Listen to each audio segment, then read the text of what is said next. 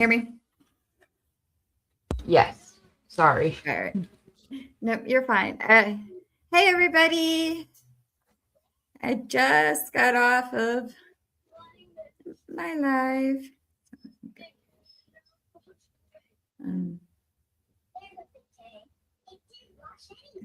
So sorry. I just got off my live and now I'm just coming on. So, how are you doing today, Auntie? I'm good.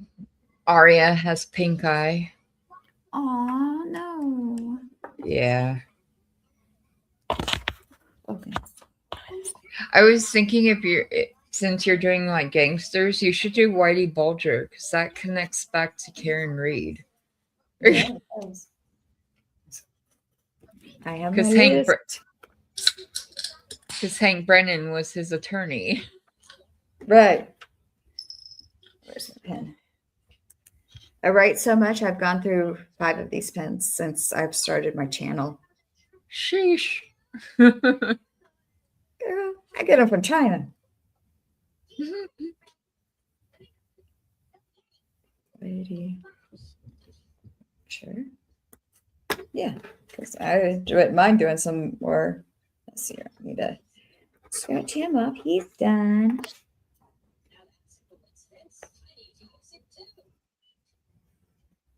And don't think I'm organized. I just pretend to be. The list. Got 3 little notepads for that. Yeah, and then I got a call from the school saying, Charity said she got medicine today. Did she get medicine before school? I'm like, no. But in actuality, yes. Oh my gosh. Well, oh, kids, aren't they fun?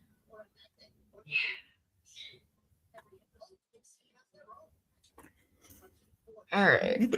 So I think my middle's coming home for the summer on Friday. Nice. Mm-hmm. Well, did you do your housekeeping? Yes. All right.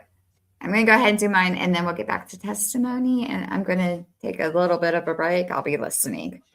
Okay. All right. So thank you, everybody, for coming. I am TC Maylin. Hi, Brown Eyes. Hey, thank you for girly. Thank you for coming. I always love to see Brown Eyes around. You're so sweet. I'm TC Maylin, so you can follow me on X at TC Maylin. You can subscribe to me here on YouTube at TC Maylin. I'm at 81 subscribers. So Woo-hoo. yeah, woo. All right, and my goal is 100 by the end of the week, Sunday. So we got time.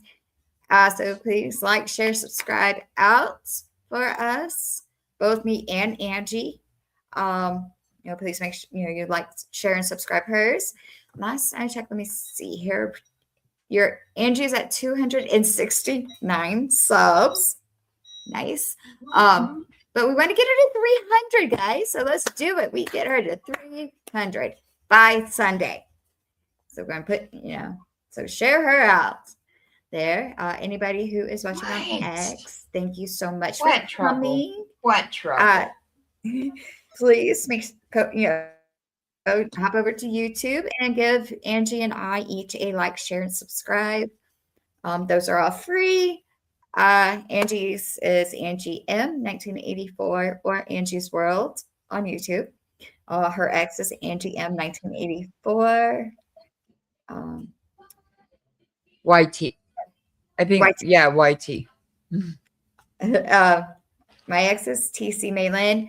And then I, outside of doing the trial watch with Angie, once a week I cover an old, a gangster, mobster type people. On Fridays, since we do not stream, trial stream, I have Seriously Fridays where I cover a serial killer. On this Friday, I'll be talking all about Robert Picton, a pig farmer from Canada. And then Friday night, we have Talk Shite with Angie from 8 to 10 on Angie's channel. So please make sure you're there. It's like and or sub and hit those notifications so you get the notifications whenever, anytime either one of us goes live. And then Saturday morning, I will be covering a current crime that's going on. And this Saturday, I will be talking about Ashley Flynn out of Tip City, Ohio. Donations are always appreciated, never required, ever. But if you feel generous today, my Cash App is TC Maylin. If you have any case suggestions, a gangster you want me to talk about, a serial killer that you're just dying to hear somebody talk about, or a current case that nobody's talking about and you just want to get it out there, email me at tcwmaylin gmail.com. Cheese and carrots, I'm tired. Or DM me on X at TC Ow, Maylin. stop biting me. Shadowbat was so been mean this morning too. He bit me there in True Blood. I think she might still be hungry. Because they didn't want to eat their wet food this morning, and so I gave them bottles, and none of them finished their bottle. Of course. Yeah, I can get rid of that. It's the troublemaker. If you can't tell by her meow, it's Callie. Yeah, I hear hers.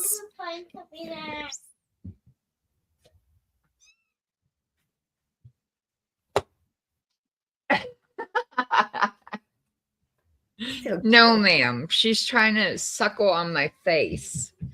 No, thank you. Yes. No, thank. Ow. I don't know what it is about kitten claws. As much as you trim them, like every time I trim them, they're better. And then like 2 hours later, they're back to being murder mittens. No matter what I do. They sharpen them. They sharpen their claws. They don't even know how, like, they haven't been doing that. They haven't been sharpening their claws, and not yet anyway. But, like, they're just murder mittens. What are you doing? Get down. I don't need the clippers. Aria, get down.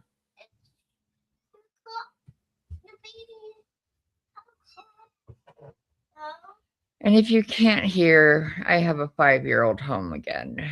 Yay. Yep. Can you get down, please? You got it. I'm going to go off camera, but I'll be listening. If you want to go ahead, and we're still with the detective lady. Yeah. From yesterday, right? And I actually hang on. And I actually found that we have 3 more, or after her, we still have 2 witnesses. Oh, two more after her? Okay. Yeah. Well, we'll do our best to finish it today. She has pink eye. That's why she's home today. Poor thing. She can't. No fever, just a very red eye. Poor thing. She just can't catch a break. So. No. Neither can mommy, apparently. Oh. So you're going to go ahead and hang on. get her started, and I'm going to just take a little break, but I will be listening and monitoring. The words not today. I'll be watching the chat. Okay. Lori there? I believe so, yes. Did you provide that to Officer Olness to then give it to a Detective McDonald? So Sergeant Olness, at the time of this, was the sergeant over our computer crime section, which is where Detective McDonald worked. And it's common practice for us to turn over items to them so they can do exams. And does that phone have the number for this case and other information to indicate to you that it is the phone that you got from Lori Vallow and or Tylee? It does. So each case, is there a specific number. Each case has their own DR number or incident number. So each investigation will have their own DR number, and then our evidence, each item generates its own unique evidence item number, and those numbers are associated specifically with the specific report number. And does that then tie in specifically to the phone that we've been discussing that belonged to Charles Vallow? Correct. The phone that Lori had talked to you about as the whole reason this whole incident occurred. Right. The state will move to admit 245. Any objection? No objection. 245 is admitted. Did you later then submit a request to have an examination or extraction done of Charles's cell phone? Correct. And then you said you used the sticky on the front to let them know how to get into it. Correct. We'll put it, if we know it, we'll put it in the request, but oftentimes we'll put it directly with the phone also. I have no other questions for this witness, Your Honor. All right, cross.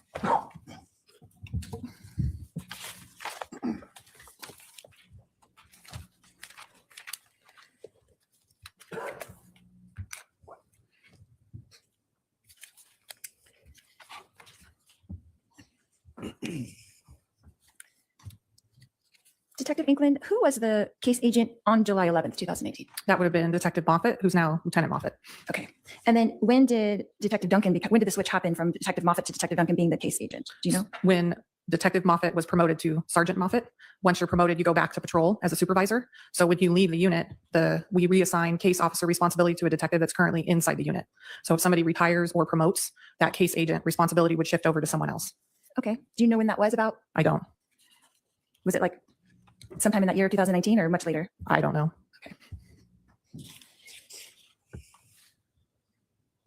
You had talked about when you got the call to come and respond to the house on July 11th. About what time was that? It was probably about 10 or 15 minutes after the initial radio traffic.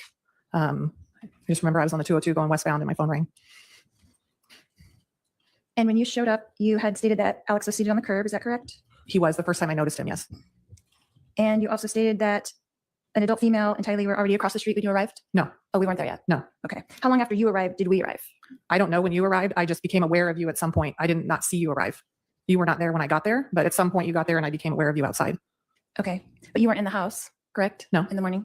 So where were you that you didn't see us coming up at that, in between that time? I was in front of the house. And was your view obscured by something? I don't believe so. So you didn't see us drive up, you just noticed us being there at some point? Correct. Okay. And when you first saw us, what were we doing? Were we talking to the officer I believe so.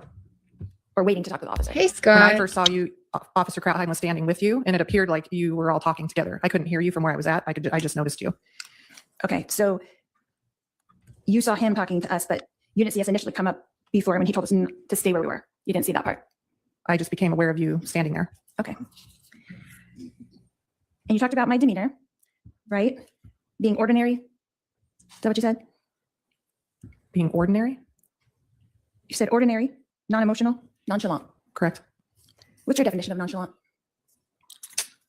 Pretty almost detached, just calm, doesn't really matter, kind of not extraordinary. Do you have a degree in psychology? I do not. Do you know what a person should act like if they're in a stressful situation? So there isn't one way to act. There's just behavior that is striking. Striking behavior. Correct. Okay. At some point when you came over to talk to me and my daughter, did we express to you that she needed her medications that were in the house? I believe so. And that And what did you instruct us about? at one point I advised the detectives that were inside of that request, but that a search warrant was happening inside the house. So we would do our best to facilitate people getting things from the house. But the search warrant's going to take precedence to what's going on. Right. So basically that at the crime scene and we can't really enter, but someone would try to get them for her? Correct. Okay. And did someone go and get them for her? At that point, we did not have a search warrant. We weren't going to be entering the house or removing any items from the house. We didn't have legal authority to go in and remove items without a search warrant. So nothing was going to be removed from the house at that point. But you were aware that she needed her panic attack medicine? I was a- Objection as to testifying and asked and answered. Sustained, you can ask her if she was aware that she needed that medication. You were aware that she needed her medication? I was aware you made a request for her medication.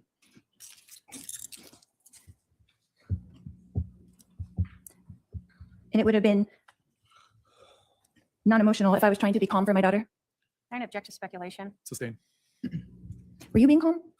I believe so. Was Officer Krautheim being calm? I think so. Were the firefighters being calm? I didn't see the firefighters or have any interaction with them. Were the other detectives being calm? I believe so. The EMS guys were being calm? Again, I didn't see them and have any interaction with them. But it was a pretty calm environment that day, was it not? I don't know if I'd agree with that, but Well, no one was running around hysterical, right? Correct. Okay.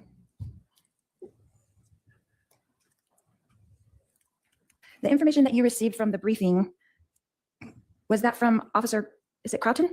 Sorry, Krautheim. Krautheim. Okay, thank you. Was Officer Krautheim the one that gave you the briefing on what had happened? So Officer Krautheim and Officer Wozbicki, who Sergeant Wozbicki now, provided information to the detectives and my sergeant that had arrived.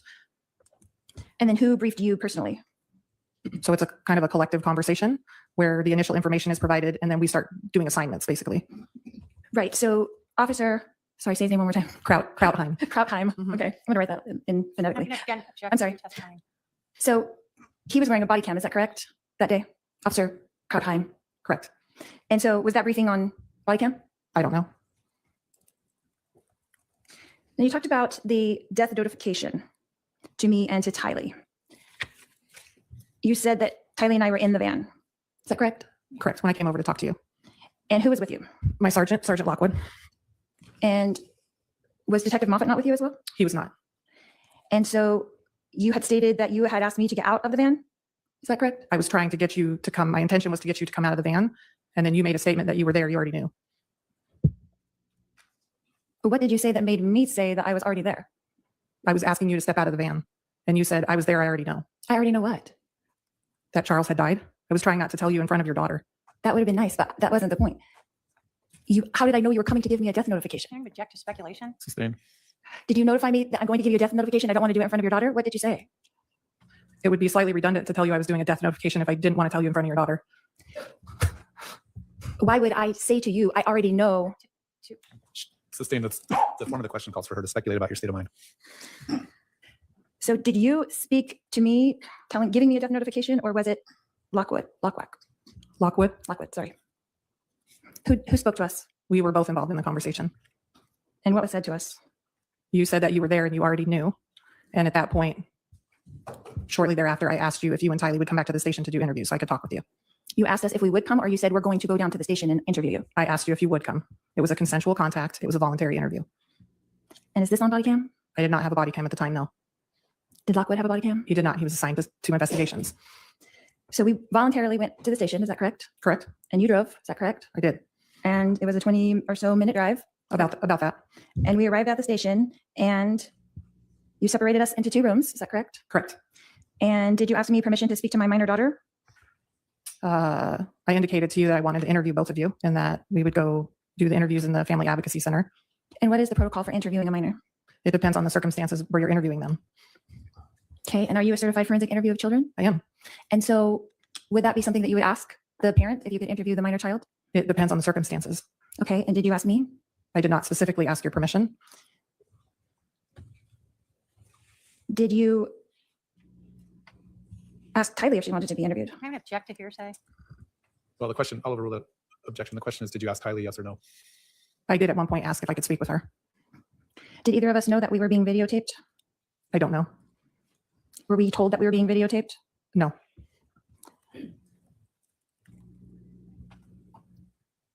At that time, when we entered into the rooms, you left Tylee in there alone and came in to interview me, is that correct? Correct. And how long was that interview that you and I had? I think it's about 35, 40 minutes, maybe a little longer. And so that whole time, Tylee was in the room by herself, Correct. not knowing she was being videoed, correct? I don't know if she knew or not. And without her medication, correct? I don't know, but I believe so. And I was worried about her, if you recall, is that correct? Object to relevance. Sustained. Do you always wear your gun when you are doing a forensic interview of a child? The majority of the time now, yes, because my assignment's different. When my assignment was in our family violence unit and I was doing forensic interviews of child victims, then no. Did you treat us like we were victims that day? Actually, yes. And did you think that wearing your gun might be intimidating to a child? No, given her age, no. Is that your normal protocol Can I object? Asked and answered. She can answer. Overrule. For which part? for wearing your gun doing a forensic interview of a child? So I wasn't doing a DFI of Tylee. I was doing an interview with a witness to a scene. If it was a DFI, it would be different.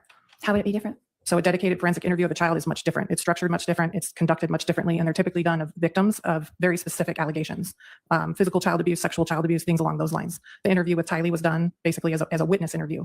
I did defer some to almost like a victim status, but her interview wasn't a DFI. It wasn't done as a dedicated forensic interview. She was a witness, a potential witness to a homicide. How long did you interview Tylee for? I believe we talked for about similar amount of time, 30, 40 minutes. At the time, that day on July 11th, did you believe Tylee? I'm going to object. Sustained. With your experience in forensically interviewing children, did you think Tylee's demeanor was genuine that day? I'm going to object to speculation. Sustained. Did you have a reason to think that she might be making something up? I'm going to object again to speculation. Sustained. Did you learn during Tylee's interview? I'm going to object right there to hearsay. Sustained. Did you learn during my interview that Tylee came in with a bat? They did. And was that confirmed by Tylee? I'm going to object, Your Honor, pretrial ruling yeah. hearsay. Your Sustained. Honor, can we have a sidebar? No, that's hearsay. It's sustained.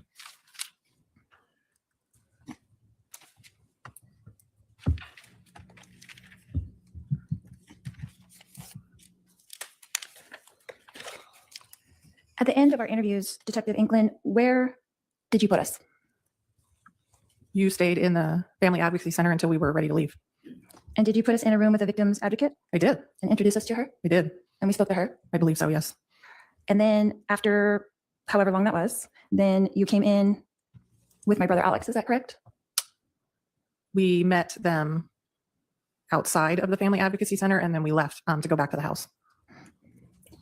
And you stated that I chatted the whole way back. Is that correct? You did. It wasn't Tylee and Alex chatting the whole way. It was me specifically. You mostly. It wasn't me just looking out the window and them talking to you. I'm going to object to asked and answered. You can answer. Overruled. You can answer. Can you ask it again? It wasn't Alex and Tylee speaking to you and me just looking out the window the whole way home. No. And then when we got back to the house, what happened then? You, Tylee, and Alex left in the rental car, the little red like SUV, and I spoke briefly with the detectives who were on the scene. Who told us to leave in the rental car? I don't recall who told you. I just know that Alex could not take his vehicle because the search warrant was still going and the vehicle was on the curtilage of the property. Right. So we were told we couldn't take the truck. Is that correct? I believe so. And we were told we couldn't take Tylee's Jeep. Is that correct? Correct. It was in the garage. And we couldn't take my car because it was in the garage as well. I believe so. And so our only alternative, because we couldn't enter the house. Is that correct? Correct. And that we were told that we could come back later, but not at that time. Is that correct? At the conclusion of the search warrant, yes. And so we were told that we could take the rental car because it wasn't behind the police tape. Is that correct? Correct. It wasn't part of the search warrant. That we could leave and that we could come back later after we picked up JJ from school. Is that correct? You could come back, assuming you picked him up from school, yes. Well, that's not what we were instructed to do. Objection, again, testifying. Sustained. So we left. Is that correct? And then you entered the house after that? You left, correct, and I entered the house after that, correct. And what did you do inside the house after we left? I had some brief discussion with the detectives who were on scene, and at that point left to go work on another case. So in the brief discussions that you had with whoever this was, were you briefing them on the events of what had happened up to that point? Or So Detective Coons and Detective Duncan were present, along with Detective Werther, who was a crime scene technician as well. And they were briefly discussing some of the artifacts that they had found in the search warrant and kind of what they were going to do. And I indicated if I wasn't needed, I was going to go work on other casework. okay. And then you left shortly after that? I did. About what time do you think that was? I honestly have no idea. Do you know what time we got back to the house? I don't specifically recall, no. You indicated that when we came back for Alex to do the walkthrough, that you realized you didn't have Charles' phone. Is that correct? They had indicated prior to you coming back that they had not recovered Charles's phone. So when you returned, I asked you and subsequently Tylee about Charles's phone and where it was at. And did she hand over the phone to you right away, right? She did. She picked it up out of the cup holder and handed it to me. And that's where it had been pretty much the whole day since I ran out the door with it. I'm going to object to speculation and Sustained. testifying. And then you asked us for the code. Is that correct? I did. And Tylee gave you the code. Is that correct? Correct. And that was about what time? It was later in the afternoon, but I don't remember what time. And then what happens to the phone as far as chain of custody? What happened from you taking it from Tylee to where it went next? So our computer crimes detectives work within the main station where I work. Most of our detectives work out of there, and they do the physical exams and the downloads of the phones, computers, electronic devices there at the station. Our property room is separate. It's about a mile away from the police department. So typically when we have cell phones or devices that need exams, we will immediately deliver the device to the computer crimes section. Their workspace, their cubicles and workspace upstairs is a dedicated locked area. The only people that can get into where their cubicles and exam space are the detectives that work in that area. So it sounds silly. We go up and bang on the door and get in touch with somebody, and we'll turn devices over to them. And then in our property section, in our report management, we do what's called an evidence continuity sheet. So that shows how items travel from place to place, person to person, like a phone to a computer detective, or like evidence from the property room to the lab or something like that. So we will physically hand over items to the computer crimes detectives. Often cell phones have very time sensitive criteria as well. So we don't typically impound them straight into property. They go straight to a computer crimes detective. Okay, so I'm going to backtrack a little bit. Thank you for that. I'm going to backtrack to, from your hands, it goes into a evidence bag? No, it's usually in a bag. It's not sealed because we hand it over because they're going to do an exam. So who did you hand it over to them at the station, or did you give it to someone else at the house? No, it got handed over at the station in their workspace. They typically don't come out to scenes unless we request them. So the majority of the time we're turning evidence over to them at the station or their work area. Okay, so just so I understand, it went from you to them. Correct. So you had it in your hands and delivered it to them at the station that day? I believe so, yes. And so you, according to the grand jury, it was at 3:11 p.m. Your Honor. Sorry, The objection sustained. my understanding was that it was about Hold on, 3. hold on. Objection. Let's break for the evening recess. Let's have the jurors report and be ready for 10:15 tomorrow morning, 10:15. Please remember the admonition. All rise for the jury.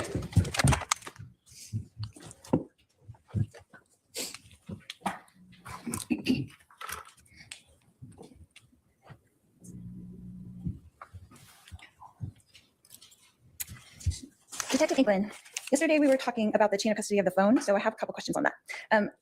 Yesterday we talked about the Charles phone went from your hands to the property room, is that correct? No. Okay. Where did, When I explained to you, it's our computer crimes division, the Okay. detectives that do the downloads. Our property room is about a mile away from the police department. okay, so it went from your hands to the computer crimes division, is that correct? Correct. We usually take phones directly to them. And how long was that between the time you left the house and you delivered that phone to them? It's about 20-minute drive or so, and then just to the PD and upstairs to where their office is. Okay, and who did you turn that over to at the computer crimes division? Sergeant Olness was the sergeant of the unit at the time. And did you use the passcode to access the phone at all? I did not. I don't do downloads or exams of devices. Okay. Did you look to see if the threatening text messages from Charles did actually exist? I did not do an exam of the phone. Yesterday, we watched the clip of my interview with you, and we discussed the threatening text messages. Is that correct? Correct. You told me about them. And you stated that I did not show them to you. Is that correct? You did not show them to me, no. And did you ask me to show them to you? I did not. Had I been cooperative all that day? Yes. Do you think I would have shown them to you if you would have asked me? Objection, speculation. Sustained. Was Tylee also cooperative that day? I believe so. Was Alex cooperative that day I don't know. I did not have contact with Alex. at all? I did not interview him or talk to him, no.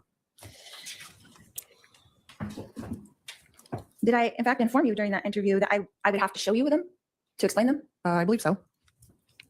But you never asked me to show them to you? I did not. Did you ever request that I turn my phone over to you? I did not. Did you ever request that Tylee turn her phone over to you? I did not. In the course of your investigation, did you ever, in fact, see those threatening messages from Charles to me, I did not. I did not look at any of the downloads of any of the phones. or in the reports or anything? No. You never came across those? I did not review those reports or do any of the downloads of any of the phones. You didn't review any of Detective Duncan's reports? No. None of Detective Moffitt's reports? No. Okay. Were you aware of the reason why I had 2 phones at the time? I was not. Did you ask me? No, I wasn't aware you had 2 phones. In the course of your investigation, did you ever learn that Charles had stolen my phone, so I had to replace it? Object to testifying and move to strike. Sustained. Your Honor, it's all part of the investigation. I'm gonna object again. Sustained. It's testimony. The form of the question was testimony. Were you aware that after he gave it back to me that I kept both phones? I'm going to object. Sustained. Detective, in the course of your investigation, did you learn that Charles had a $2 million life insurance policy on me? I knew there was a life insurance policy. I don't know the amount. Did you ever see it in any of the reports, or I did not review and I was not part of that portion of the investigation. and you never saw that on any kind of Bates numbers? I'm going to object again to asked and answered. I'll allow it. Go ahead. Go ahead. You didn't see it on any kind of Bates numbers?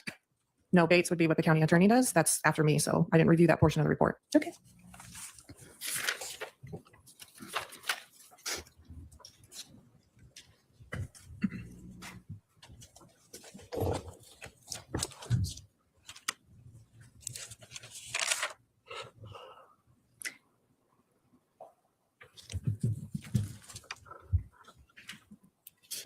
Yesterday, during your direct, you said that, or during our discussion, you said that we arrived at the Chandler Police Station and that we were taken into the Family Advocacy Center. Is that correct? Correct. That's what it's called? Yes, the FAC or Family Advocacy Center. Okay.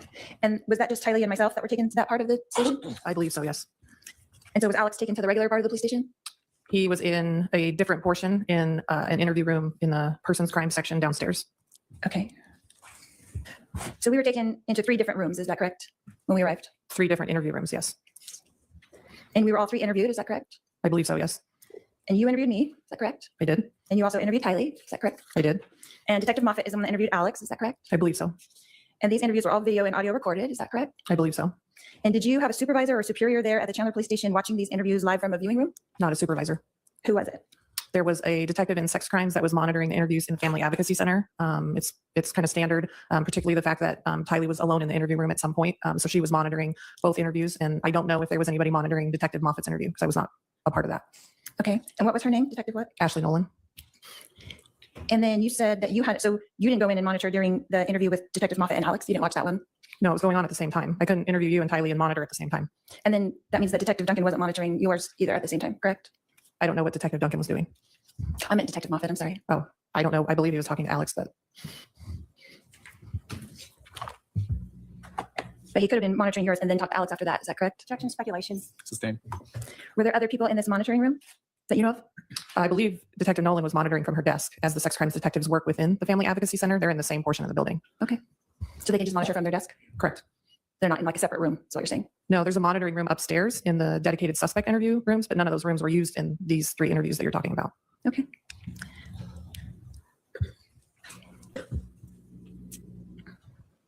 And after these interviews were complete, who decided to send us home? Well, I decided to drive you guys back to the house. And who gave you authorization to release us, I guess? Me? You didn't have to talk to a superior for that? No. And what about Alex? Who released him? That would be Detective Moffat was involved in his interview. I was not. So did you and Detective Moffat have a discussion on what to do next after our interviews were complete?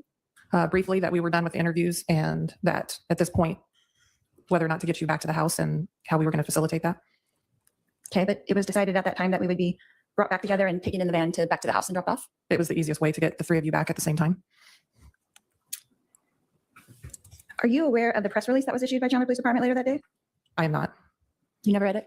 I don't. You never heard about it in the course of your investigation? The press release? Yeah. No. You never discussed it with any of the other detectives? I would object. She's asked and answered. Sustained.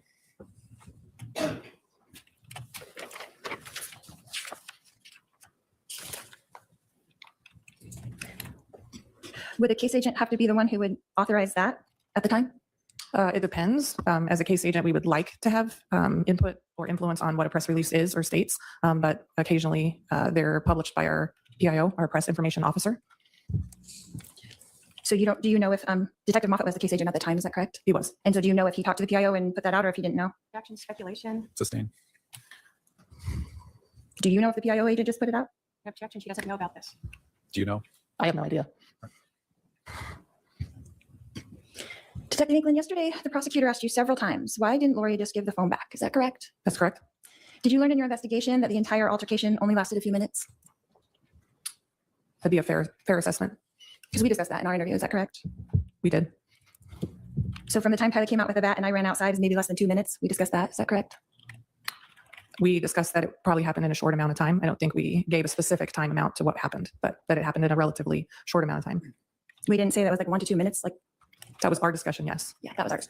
Okay. So we would not have been arguing for a very long time, is that correct?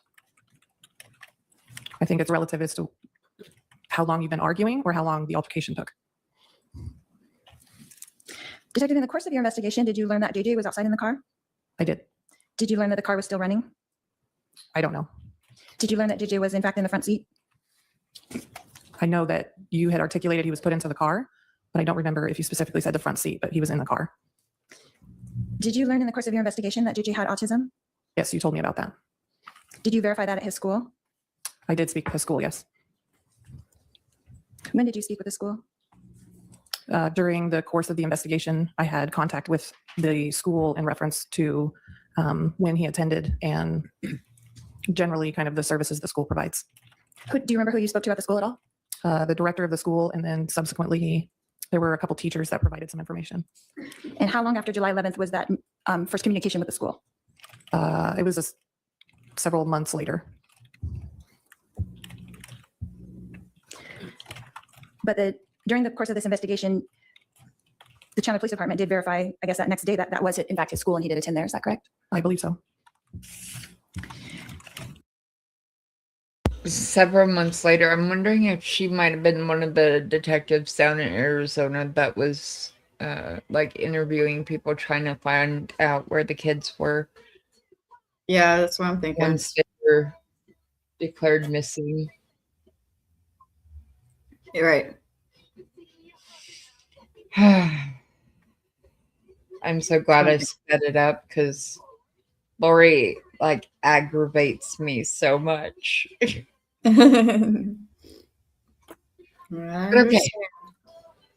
Yeah, back to this. During this investigation, did you verify that we did in fact go through Burger King? I did not, but it was verified. Were you aware of what we ordered at Burger King? You told me it was chicken fries and Sprite. Had you seen, you hadn't seen that receipt? I had not. Okay. I guess that was in fact in the portion of one of the interviews that we watched yesterday. Is that correct? Correct. You told me that in the interview. So were you aware that we also ordered 2 bottles of water? I was not aware, no. And in your experience with people in stressful situations, when adrenaline kicks in, does it make you incredibly thirsty? I don't object to speculation or knowledge. If she knows, she can answer. It can. And when you're in fight or flight mode, does your adrenaline kick in your experience? I'm going to object here to knowledge and foundation as to your knowledge of this. I'll sustain the objection. Did you offer Tylee and I apple juice at the Chandler Police Station? I think I offered you something to drink and what we typically would have there. Did you offer that for the purpose that adrenaline makes you thirsty? No, I usually do it to people I interview if they'd like something to drink while they're there. Detective England, have you ever seen me not calm? I don't object to maybe foundation as to when. All right, sustain, lay more foundation on when she has, what occasions she has had to observe you. Well, yesterday you spoke often of my calm demeanor, my nonchalantness. Is that correct? Correct. So has there ever been an occasion when you have seen me when I was not calm? Again, foundation as to when she has seen her on July 11th. Please clarify the time frame you're referring to where she had an opportunity to observe you. Any other time, Your Honor? For example, how many hours on July? Can we have a sidebar and I can ask you a question?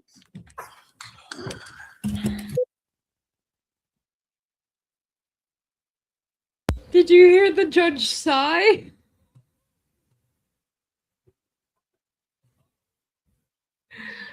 Oh, good Lord. That's a sigh heard around the world. Right? Like he was, I don't know how he had the patience for her. Like, Yeah, I don't. and he went through true trials with this woman. Like, Is the next one where she falls out and stuff? she what? Like acted up in court and stuff? Yeah. Okay. I can't wait to get to that one. Yeah, and he asked her to leave. It was hilarious. Or asked the sheriff's deputy to take her out. Oh my gosh. Okay. Let's roll tape. Detective England, did you discover in your investigation that I had run outside without shoes? Yes, kind of. And did you learn in that investigation that we had stopped at Walgreens and I did purchase 2 pairs of flip-flops? Yeah, you told me that. I mean, and that was verified later. It was by a different detective. You didn't verify that at Walgreens or at Burger King, is that correct? I did not. That was a different detective. And as part of your investigation, did you view the video of me going into the Walgreens to purchase the flip-flops? I did not. And how hot was it that day on July 11th, 2019? Warm. Like in the hundreds? July in Arizona. I'd say it was probably warm. Would it have been difficult to walk JJ to his class on the cement with no shoes on, do you think? Objection relevance. Speculation. Sustained. I think the jury can draw their own conclusions about the temperature in Arizona in mid-July. Detective, did you learn in your investigation that after taking JJ to his classroom that Tylee and I headed straight back to the house? I believe so. And that we met with police? Is that correct? Correct. You As soon as we contacted drove up, first contact was with, Officer Krauheim. yes, Krautheim. Okay, thank you. Detective, is it your understanding that we fully cooperated with the police? You were cooperative with interviews with me. That we did as we were instructed? You with me in your interview, you were cooperative. And Tylee was cooperative with you as well, correct? I believe so. And that you had said yesterday that we were voluntarily interviewed by the police. Is that correct? Correct. You were not in custody. Did we know that? I believe so. When we were placed in those interview rooms, did we know that we could just walk out and leave anytime? Was that explained to us, is my question. You can ask that. Can you say it again? Was it explained to us at any time that we could just walk out of those interview rooms and leave if we had wanted to? No. Did I in fact ask you at one point if I could go to the ladies' room? I believe so. Detective, did we answer all the questions asked to us by the police that day? By me, yes, I believe so. And we were dropped off at home by the police, is that correct? Correct. I drove you back to the house. And we were given no further instructions, is that correct? Just that we would be in touch with you at the conclusion of the search warrant. Is it also correct that we voluntarily handed over Charles' phone to you when you asked for it? Yes. Did we delay in that or just do it immediately? No, you gave it to me when I asked. Was there any time, Detective, on July 11th, 2019, that we did not comply or cooperate fully with the police in their investigation? In my interaction with you, you were cooperative. Thank you. That's all I have, Your Honor. Redirect.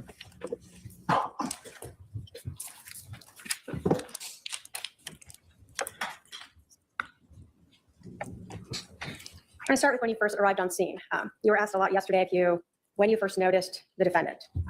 Were you standing there at the house just waiting and watching to see what cars would arrive? No. So when you first noticed the defendant you just happened to glance over and see another officer speaking with her. Correct. You were asked a lot about her demeanor that day, both when you first interacted with her, taking her over to the van, correct? Correct. Did Lori Vallow's behavior stand out to you? It did. Why? So based on what was going on, that we had a homicide, her husband had been shot and killed, her brother was the one who shot and killed her husband. It was inside her home. Her children were at least partially present to this event. Her demeanor seemed odd given what was going on at the house that day. So throughout this time, you're just noting her demeanor, right? Correct. You were asked about whether or not you were calm at the scene. Do you recall being asked that on cross? I believe so. Had you just seen your husband get shot? No. Inside your own home? No. By your brother? No, You were asked if the other officers at the scene were calm. You recall being asked that? I do. Were you aware of any of them having just seen their significant others being shot No, by a family member? No. Inside their own home? No. With their children present? No. So would it be difficult to compare the demeanor of the officers and yourself with that of, say, Alex or Tylee or the defendant? It would be a difficult comparison. Not the same situation? No. You were asked a lot about Tylee's demeanor as well. Did you ever see her appearing to be panicked? No. Overwhelmed with emotions? No. Was there anything about her demeanor or your interactions with her that made you feel she needed any type of medical treatment or medication or anything? No. The death notification that you attempted to make, I'll say. So to understand this, we're both Lori Vallow and Tylee inside the van. They were inside the CR 288 van. Can you describe for us what this van looks like? How is it like a minivan? What is it? No, it's a larger, like 10 or 12 passenger vans, big, full size. So the doors open from the side to get into, I think there's like 3 rows of seating. And they use the van to bring services out, but also to transport people and have car seats and things like that. So when you went up to the van, you opened the door Correct. The side door to open to get into the rear portion of the van. and you were with your sergeant at the time. Correct. And you asked if Lori would come out with you. I was trying to get her to come out of the van to talk to her outside of Tylee's presence. Why did you want to do that? I felt it was more appropriate if I was about to tell somebody that a family member died to deliver it to her. And then typically what we'll try to do is kind of formulate a plan as to how we're going to tell children as to what happened. But before that, did Lori Vallow tell you something? She did. What did she tell you? She said that she already knew because she was there. And this was not what you were expecting to hear. It was not. You were expecting that she had no idea, Correct. that she rolled back up to this house and sees her brother out there but doesn't know what's going on. Correct. After you learned that she was there, did you now feel like you wanted to ask her what happened? Correct. We wanted to, at that point, transition to not just like a death notification and contacting her, but now we're potentially looking at doing witness interviews. Did you advise her that you wanted to take her to the station to interview her? I did. Did you advise her you wanted to interview her daughter? I did. And did you in fact ask her to come with you in a different vehicle? I did. She agreed to do that? She did. Now, how old was Tylee? 16 or 17. And she was put in a separate room than her mom. Why? So when you're going to do witness interviews or any interviews, you want to do the interviews separately. You don't want to interview people together. Obviously, even best case scenario, there's going to be some influence. So you want a good recount or statement from somebody that's their own statement. It's what they saw, heard, felt, not influenced by anybody else in the room or participating in like a group interview. Were you aware when you were conducting this interview with Lori and with Tylee of the amount of time that had occurred from when she had left the house to when 911 was called to when she was eventually interviewed? Generally, not specific, but I knew the general time. Initially at the scene, was there a misunderstanding? Well, let me ask you, when you arrived at the scene that morning, did you understand that when the 911 call came in is when the shooting occurred? I think that was believed or assumed at the time we got to the scene. Okay. And was that still your mindset when you were interviewing initially Lori Daybell? Correct. So when you started to interview her, you assumed that when that 911 call came in, the shooting had occurred just prior to that. Correct.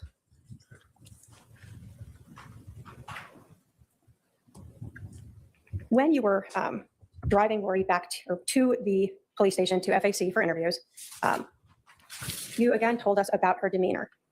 Did that again stick out to you as unusual? It did. Why was that? Again, this incident has unfolded and we're driving and she's just kind of chattering in the car, and given what was going on in the situation and how she was acting, it was just odd to me. You were asked about, just on cross, whether or not you gave the defendant a specific time when she could come back to the house. Do you recall that? I believe so. Did you have any concept of when Detective Coons or Duncan would be finished executing that search warrant on the house? No, and that's not an assumption we would do. So they don't tell you a timeline like, hey, detective, we'll be done by 3 so they can come in.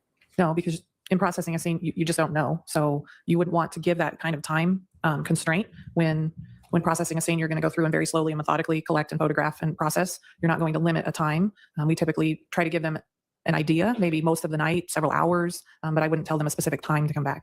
And your interactions with Lori, you hadn't even been in the house yet, right? I had not. So you have no concept of what the scene's going to be like Correct. or how long it might take. Correct.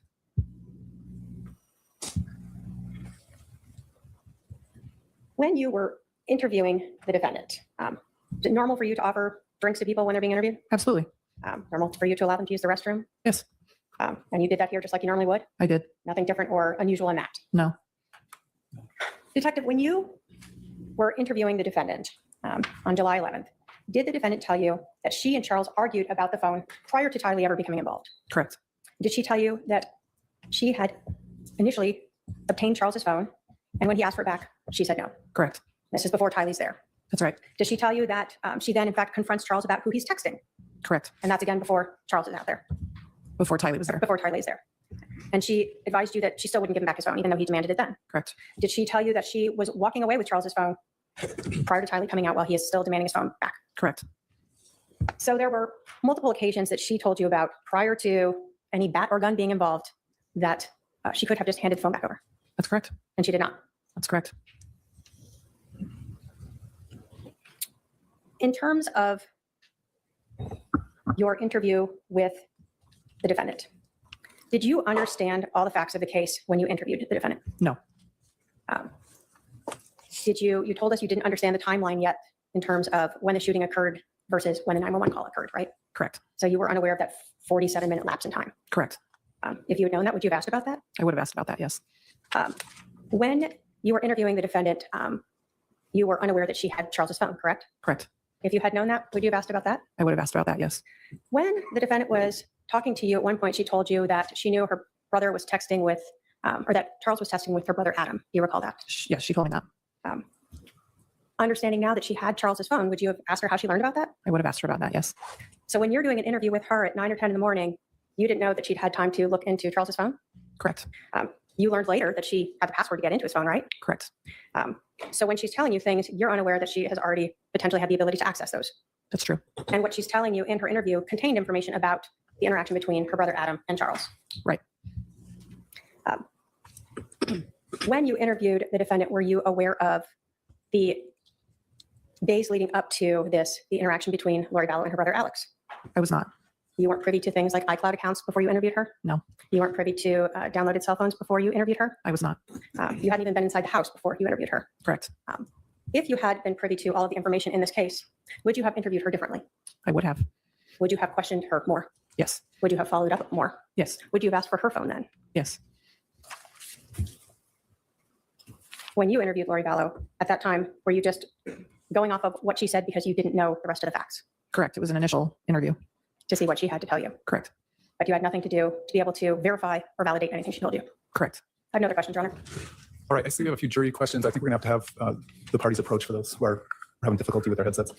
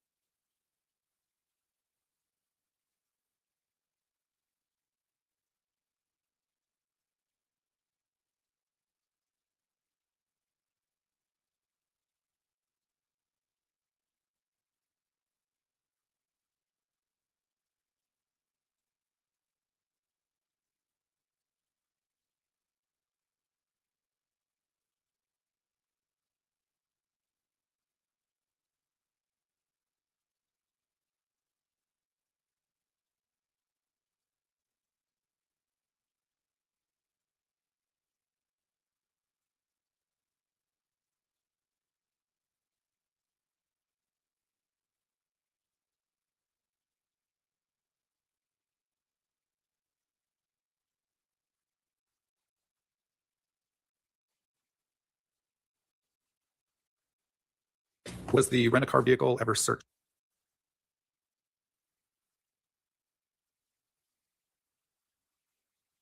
Believe so, but I'm not certain. All right. Question form number 12. If the defendant and her daughter were interviewed as witnesses, why were they left with a victim advocate? In other words, were they considered victims or witnesses?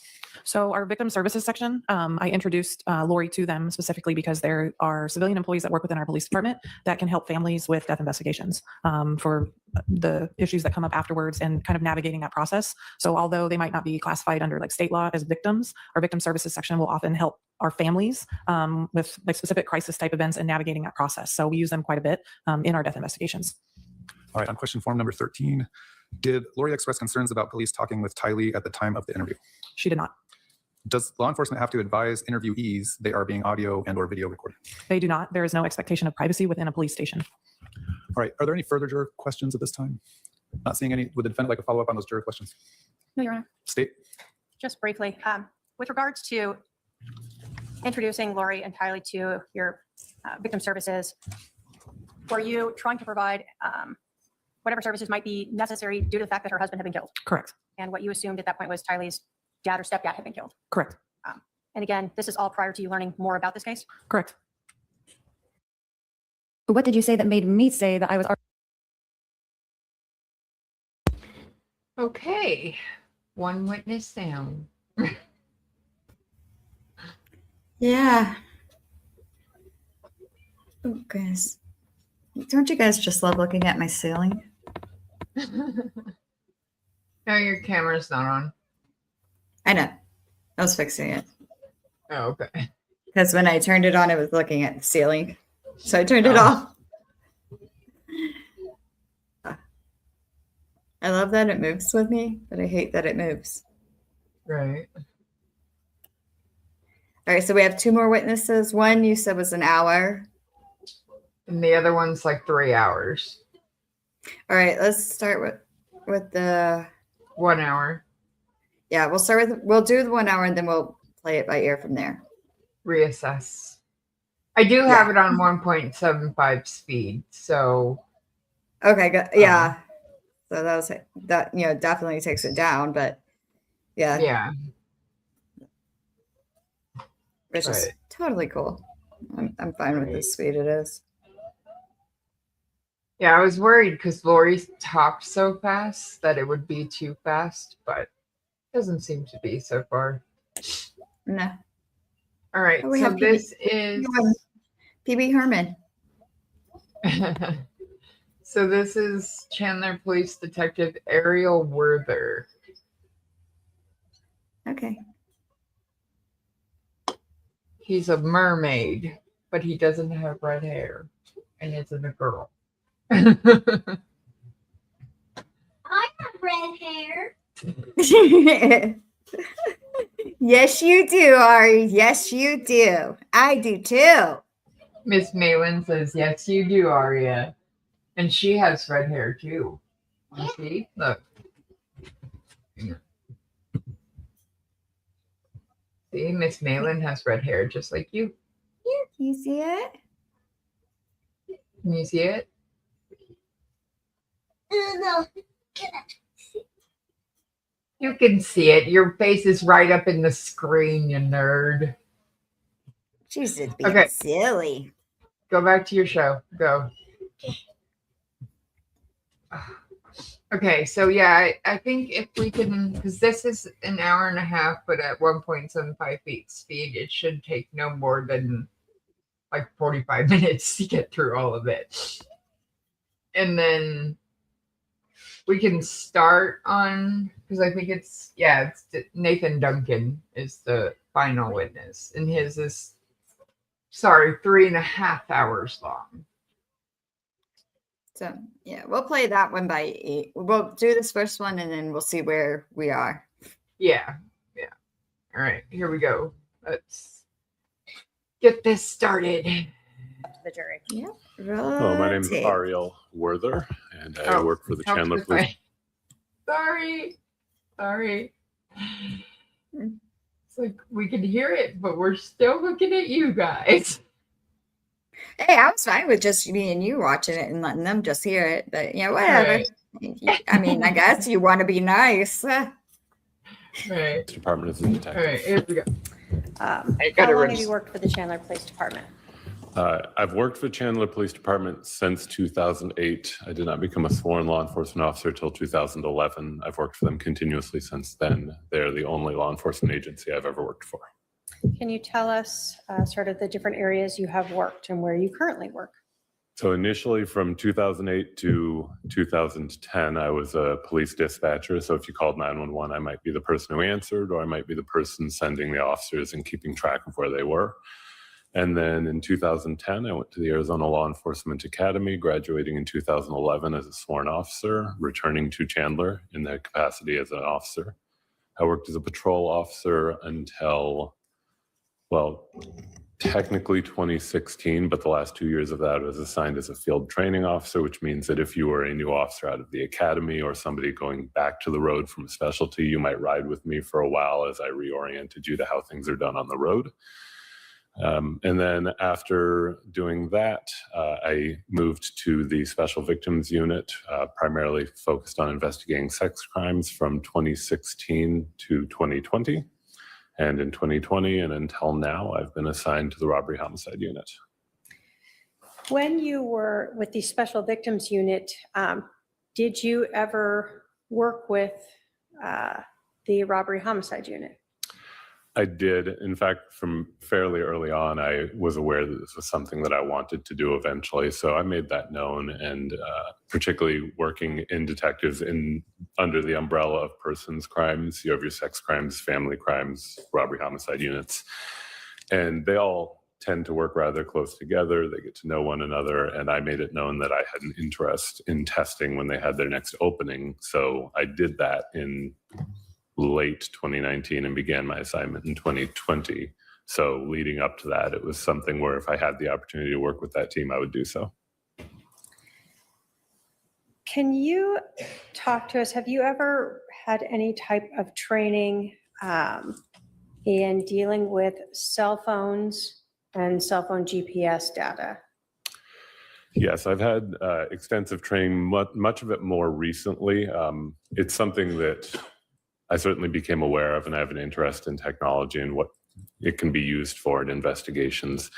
And so there were areas that I was aware of, particularly working in the Special Victims Unit. So starting from about 2016 on, it was in 2022 that I took my first 40-hour class on the proper interpretation, of cell phone records specifically that might come from the provider. There's an important distinction between the location data that might be found on one's phone versus the data that a provider stores about our devices that can also be used to infer the location of the device. I took a 40-hour class primarily on that subject in 2022. And then in 2023, I took a 40-hour class leading to eventually becoming a subject matter expert in that area. Have you previously testified in court about cell phone GPS data? I have. Have you previously testified in court about mapping GPS data recovered from cell phones? I have. In July of 2019, were you still in the Special Victims Unit? Yes, I was. And did you become involved in a shooting that occurred on July 11th of 2019 at 5531 South Four Peaks Avenue in Chandler? I did. How did you get involved in that? I believe I was downstairs where we all work in a similar area and became aware that a shooting had occurred, that it appeared that one person was deceased, and I volunteered to come along. My capacity was more to shadow, to learn about how these investigations are conducted with the aim of testing. That's something that's best practice to do if you want to test for a unit. You ought to go out and see how the job is done. So when you initially, did you go out to the scene? I did. And when you initially out there, who did you shadow at first? Initially, I was at the scene with Detective Coons. I was present during the scene investigation, though, again, as someone who was observing, I didn't personally impound anything or directly conduct the scene investigation myself. At some point, as you are shadowing these, were you given different requests to help the detectives who are working this case? Yes, although I'd say the extent to which I started going out and doing things, assigned tasks, really began the day after, on Friday the 12th. So on Friday, July 12th of 2019, did you become aware that no one had obtained contact information for JJ Vallow? That's right. And did you offer to reach out to Lori Vallow to get that information? I did. Why did you need that information? To have a complete and thorough police report, it's best practice to have proper documentation, name, date of birth, basic demographic information for all the people who are involved in a case, however they might be involved. Given the information we had at that time, he's someone who ought to be listed in the report. Okay. Was he also known to be the son of the deceased victim? Yes, that's right. On the 11th, had you had any contact with Lori Vallow? I did not have any contact on the 11th. Okay. On July 12th, after you offered to get that contact information, did you make contact with Lori Vallow? I did. Did you see her or call her? I called her at first. And was that call recorded? That call was audio recorded, yes. When you spoke with Ms. Vallow, did you obtain the contact information for JJ Vallow? Yes, Did you learn from her where JJ went to school? yes, Did you confirm that she had gone to Burger King before taking JJ to his school? yes. Did you at some point during that conversation with Ms. Vallow learn that Charles Vallow was staying at the True Hilton Hotel? Yes. Prior to this, had you known that he was where he was staying? I don't think I had any information either way. So as someone who was separate, did you have any idea where Charles was, whether he was staying at the house or elsewhere prior to this? I didn't have that information, no. So you just learned this during your conversation when you're trying to get JJ's information? Correct. Did Ms. Vallow advise you that she was in possession of Charles Vallow's hotel room key? She did. Did she advise where she had found that? In his wallet, I believe. So you learned that she had Charles Vallow's wallet That's what she said. and that she then had a room key for him to True Hilton Hotel. Correct. Did you advise her that you would talk to the case agent and let her know who would go get that? Yes, After you spoke with Lori Vallow on the phone, did you offer to go out to the Burger King to see if you could obtain any video from there? I did. And when you are helping in this aspect of the case, were you aware at that time when the 911 call had been placed? I was. And when was that? That was at 8:36 in the morning. So you knew as you went out to Burger King that the 911 call was July 11th, 2019 at 8:36 a.m. Yes, that's correct. And were you aware when you went out to the Burger King of when the police had arrived at the scene? Yes. And was that within a few minutes around 8:41 or 8:42 a.m.? Yes, that's about right. And were you aware prior to going out there of when Lori Vallow had been shown or seen on body cam back at 5531 South Fork Peaks? I was. And was that the 8:48 a.m.? Yes, that's right. So all of this is kind of the timeline you're considering when you're going out to Burger King. Correct. So when you went out there, were you aware of that? I guess when you went out to Burger King, were you also under an understanding that Lori Vallow had said she was at the house when Charles Vallow was shot? That was my understanding, yes. So did all of that play into when you would assume the timing of her arriving at Burger King? It did. So sometime after 8:36 is what you're expecting? To some extent. I was aware that there's a little bit of logistical difficulty in the question of how one could leave at 8:36 or at just after, and then arrive back by 8:48, knowing the distances, knowing the city of Chandler like I do. So because of that, knowing that it was clearly the case that she was there at 8:48 because she was on officer's body-worn video, then I knew that there was some chance I would find that the video was in fact prior to the 911 call, because otherwise the distances and the travel didn't seem quite right. So you see this 12-minute time from when 911 is called to when she arrives back, and you're thinking that there's no way to go to Burger King and drop a kid off at school and get back? Correct. One of the other things that I was trying to establish when I called her is where she had taken him to school, and to confirm that we hadn't misunderstood about the Burger King event happening after the shooting. Because if we hadn't misunderstood, and then learning where the school's approximately 7 miles away from the house. So the idea that one could in 12 minutes go to a Burger King, get their order, drive 7 miles one way, 7 miles back, and arrive in that amount of time seemed very unlikely to me. So you're now going to Burger King to try to figure out when she actually went there? Correct. When you are going to the Burger King, were you aware of what vehicle she was driving? I was. Was that again, body cam had shown what vehicle she had come in? That's correct. And was that a red Kia Sorento? That's right. So when let me ask you this, did you go to a Burger King over at 2865 East Ocotillo Road in Chandler? I did. How did you know to go to that one? I chose that one because it was the closest one, and I wanted to make that logical assumption that that's probably where someone would go first, and then see if I found evidence there that that was the correct one. All right, so you weren't given that information. You're just trying to figure out which Burger King it was. Correct. Did you ask to see if they had surveillance video from the morning of July 11th? I did. So you're there on July 12th? Yes.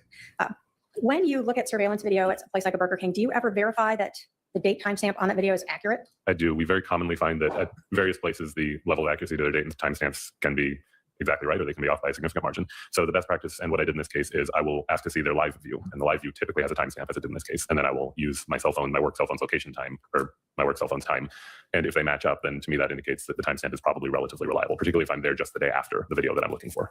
In this case, was the date timestamp correct for that Burger King? Yes, that's right. Did you then ask to watch the surveillance video from that morning of July 11th? I did. And as you were watching it, did you see a red SUV and a person appeared to be Lori Vallow going through the drive-thru? I did. Do you recall about what time you saw that happen? I want to say the timestamp on that is around 7:20 something. Is it 7:54? 7:54. That is probably correct, yes. So if you're looking at a timestamp at 7:54 and you know the 911 call is at 8:36, are you already starting to wonder what's going on here? Yes, this was one of the concerns that led us to pursue this avenue of investigation. And you're aware that Lori Vallow had told Detective Inclan that she had left right after Charles was shot. That is what I was told.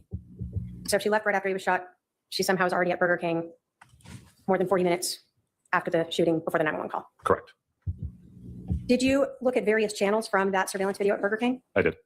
And did you also ask to obtain a receipt from her purchase? I did. If I can have my paralegal approach with 217 and 218.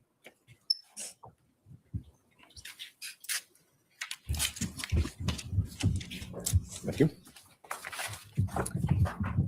We're looking at 217 and 218. Do those contain affidavits from Burger King authenticating both the recording and the receipt? They do. And is that from the Burger King that you went to obtain that video and that receipt? It is. The state will move to admit 217 and 218. Any objection? No objection, Your Honor. 217 and 218 are admitted. Now, just so we know, although we have the video right there and that's been admitted, did you create a PowerPoint we're going to get to in a bit that actually includes the relevant portions of that video in it? I did. So ultimately, we have 7:54-ish that you see Lori Vallow going through the Burger King. Were you then ever asked to meet with Lori Vallow to get that hotel key still on the 12th here? Yes, that's correct. Where did you meet with her? I met with her at the Four Peaks house. Okay. Do you recall meeting with her there around 2:10 in the afternoon on July 12th? Yes, that's right. Did she provide you with a key card to a hotel or what looked like a key card to a hotel? She did. Do you see that person who gave you Charles Vallow's key card in the courtroom today? I do. And can you point her out and identify what she's wearing? Yes, she's sitting at the defense table wearing a black blazer. Your Honor, may the record reflect the witnesses identify the defendant. Michelle? Now, at this time, you had already watched the Burger King video that we've discussed. Did she appear to be the same person you saw driving that red Kia Sorento? Yes, that's correct. And when you went to the residence at 5531 South Four Peaks, did you see a red Kia Sorento at that residence? I did. And did that have Colorado license plates of BRS 084? It did. Did that appear to match the vehicle you also saw going through the drive-thru of that Burger King? It did. When you got the key card, did you then meet up with Detective Moffett to go to the hotel? Correct. And was that the True Hilton at 1950 South Santan Village Parkway in Gilbert? Yes. When you went there, were you able to verify that that's where Charles Vallow was staying? Yes, I believe Detective Moffett spoke to them, but then we were directed to a room. To a room. So were you present with Detective Moffett during that? I was present, yes. Okay. And so you were provided with a room number where he was staying? Yes. And were you provided, well, you had a room key already to get in there? Correct. Did you, while you were there or later, obtain both an affidavit and record showing that Charles Vallow had stayed at that hotel? Yes. If I can have my paralegal approach with 219.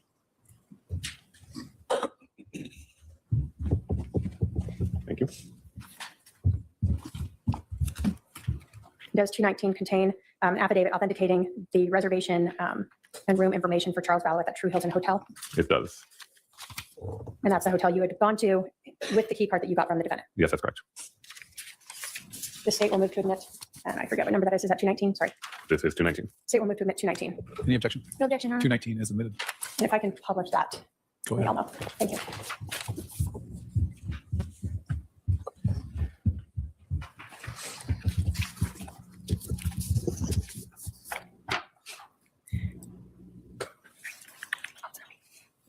Okay. So let's pull out a little. We see this is from Exhibit 219, the True Hilton at 1950 South Santan. Yes. And did this show that Charles Vallow arrived on the 10th and was supposed to leave on the 13th? Yes, that's correct. And then were you also provided with information that this was Charles Vallow's room? Yes, that's right. Did you and Detective Moffat go into room 127? We did. And when you went in there, what was inside? There were items that I understood to belong to Mr. Vallow. That was our primary reason for being there, was to secure them. A backpack, 2 suitcases, I believe, at least 1 laptop computer. I assisted in gathering these up and impounding them. Okay. So all of those items were brought to the Chandler Police Department and impounded. That's right. Okay. After you had gone to the True Hilton Hotel, did you also learn that the defendant had told Detective Enclam that she had stopped at a Walgreens to buy some flip-flops? Initially, I was told at CVS. Whether I misunderstood or there was a miscommunication, I initially believed it was a CVS. So did you try to locate a CVS in the generic area that you're looking at the Burger King and the school? I did. I tried actually 7 different CVS locations trying to locate video and wasn't able to. So at that point, you were unable to verify that initially. Correct. Were you then asked to review the GPS data that was extracted from Charles Vallow's cell phone? I was. Did you have anything to do with extracting the data from his cell phone? I did not. Can you talk to us about this GPS data that's part of this extraction? Like, do all cell phones give us GPS data? As an end user and the person who doesn't do the extraction, depending on a particular user's settings, particularly if we're talking about smartphones, phones equipped with a GPS module and where that GPS module is working, they may record the GPS location of the device for various reasons, depending on the settings. I, for example, keep my GPS location off, so you would not expect to find very many GPS recorded locations on my device. Many people keep them on. I find it's quite common.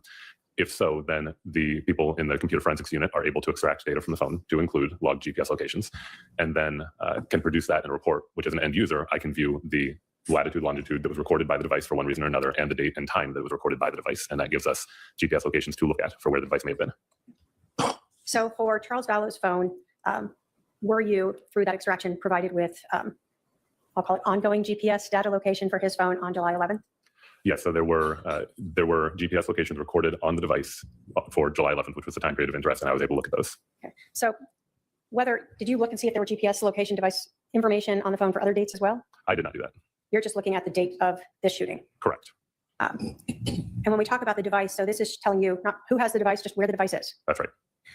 When you were looking at that GPS data from the extraction of Charles Vallow's phone, did you discover that Lori Vallow may have actually gone to a Walgreens? I did. Based upon looking at that information, did you find an address at 785 South Cooper Road that corresponded to a Walgreens where you saw the device at around 8:15 a.m. on July 11th? I did.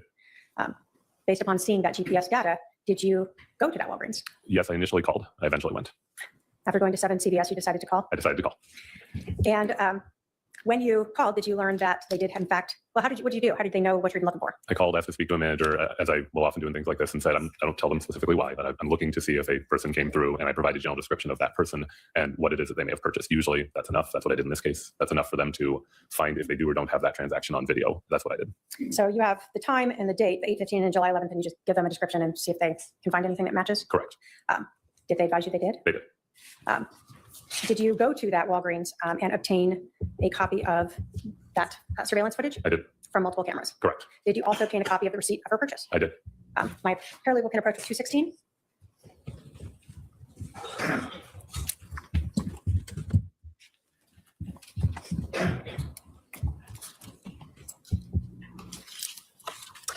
And so looking at 216, do you see an affidavit for that Walgreens that you contacted regarding obtaining both the surveillance video and the receipt, as well as a copy of the receipt and the video itself? I do. Your Honor, the state will move to admit Exhibit 216. No objection, Your Honor. 216 is admitted. And if I can publish the receipt portion.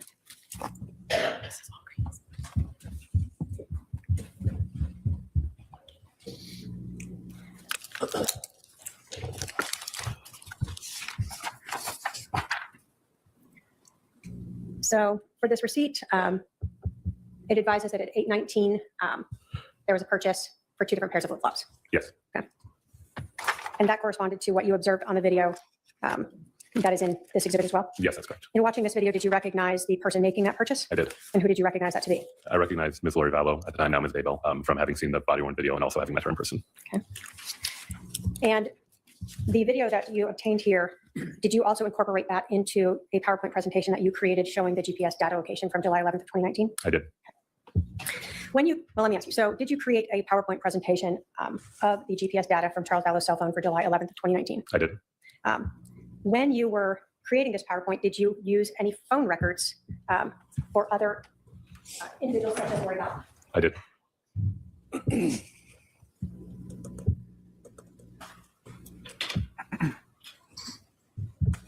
When you were creating this PowerPoint, did you utilize cell phone records? And I think you talked to us about the difference here, and cell tower data that was provided to you by the providers. And by providers, I mean like a T-Mobile or an AT&T.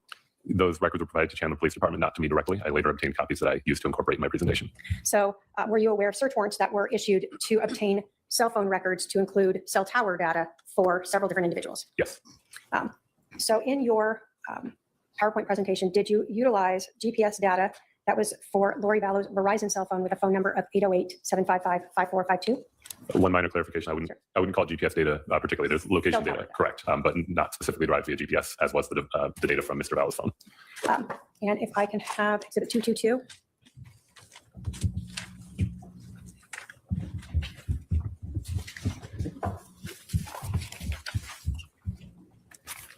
In Exhibit 222, do we see both an affidavit authenticating Lori Vallow's Verizon cell phone records for that 808-755-5452? Thumb drive of all of the phone records? Yes, it does. And does it also include some printouts from those records themselves? Yes, it does. State will move to admit 222 into evidence. The objection. No objection, Your Honor. 222 is admitted. Did you utilize then some of the cell tower data that was provided by Verizon in those records for Lori Vallow's cell phone in your PowerPoint presentation? We did. Did you also become aware of the police executing a search warrant for another cell phone associated to Lori Vallow with T-Mobile for 480-692-9562? Yes. Were you provided with those records so that you could also look at the cell tower usage of that phone on July 11th? Yes. If my paralegal can approach with 220.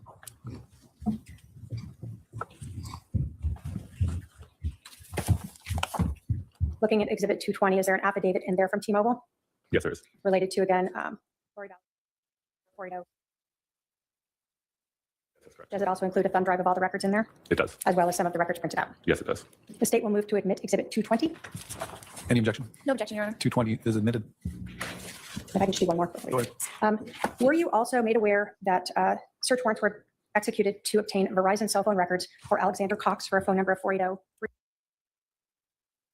Did you utilize those records and the cell tower data that was part of them in your PowerPoint presentation for July 11th, 2019? Yes. And if I can have my paralegal approach with 221.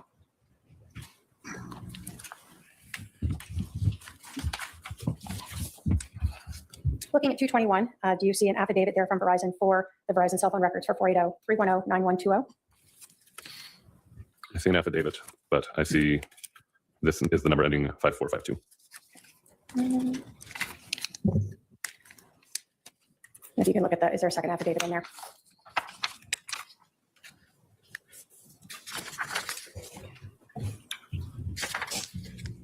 Yes, this does include 9120, but I saw on the envelope here it lists the And other there's, number. perfect. So there's an affidavit in there for the 9120 number There is. associated with Alexander Cox. Yes. And there's also a thumb drive in there of all the phone records associated with, again, that number 480-310-9120. Yes. And those were, again, records that you utilized in creating your PowerPoint for Yes. July 11th. The state will move to admit Exhibit 221.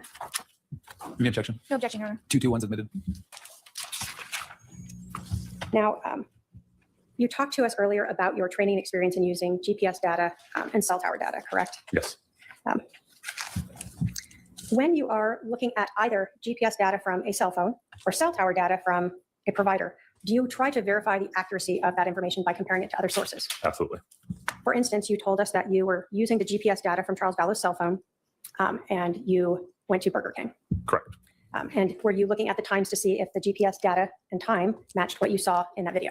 Yes, with one slight correction. I went to the Burger King initially because it was the closest one. Later, when I was given the GPS data, I looked and saw that it did, in fact, accord to the Burger King. And then I went to the Walgreens because of what I had seen in the GPS data. In either direction that you do that in, essentially what I'm trying to do is make sure just because a device has logged a location at a particular date and time doesn't have to mean it was there. The device could be wrong. It could have been changed in some way. One of the things that we do to make sure that we are relying on good data only is to find other means of corroborating if the device was apparently at that location.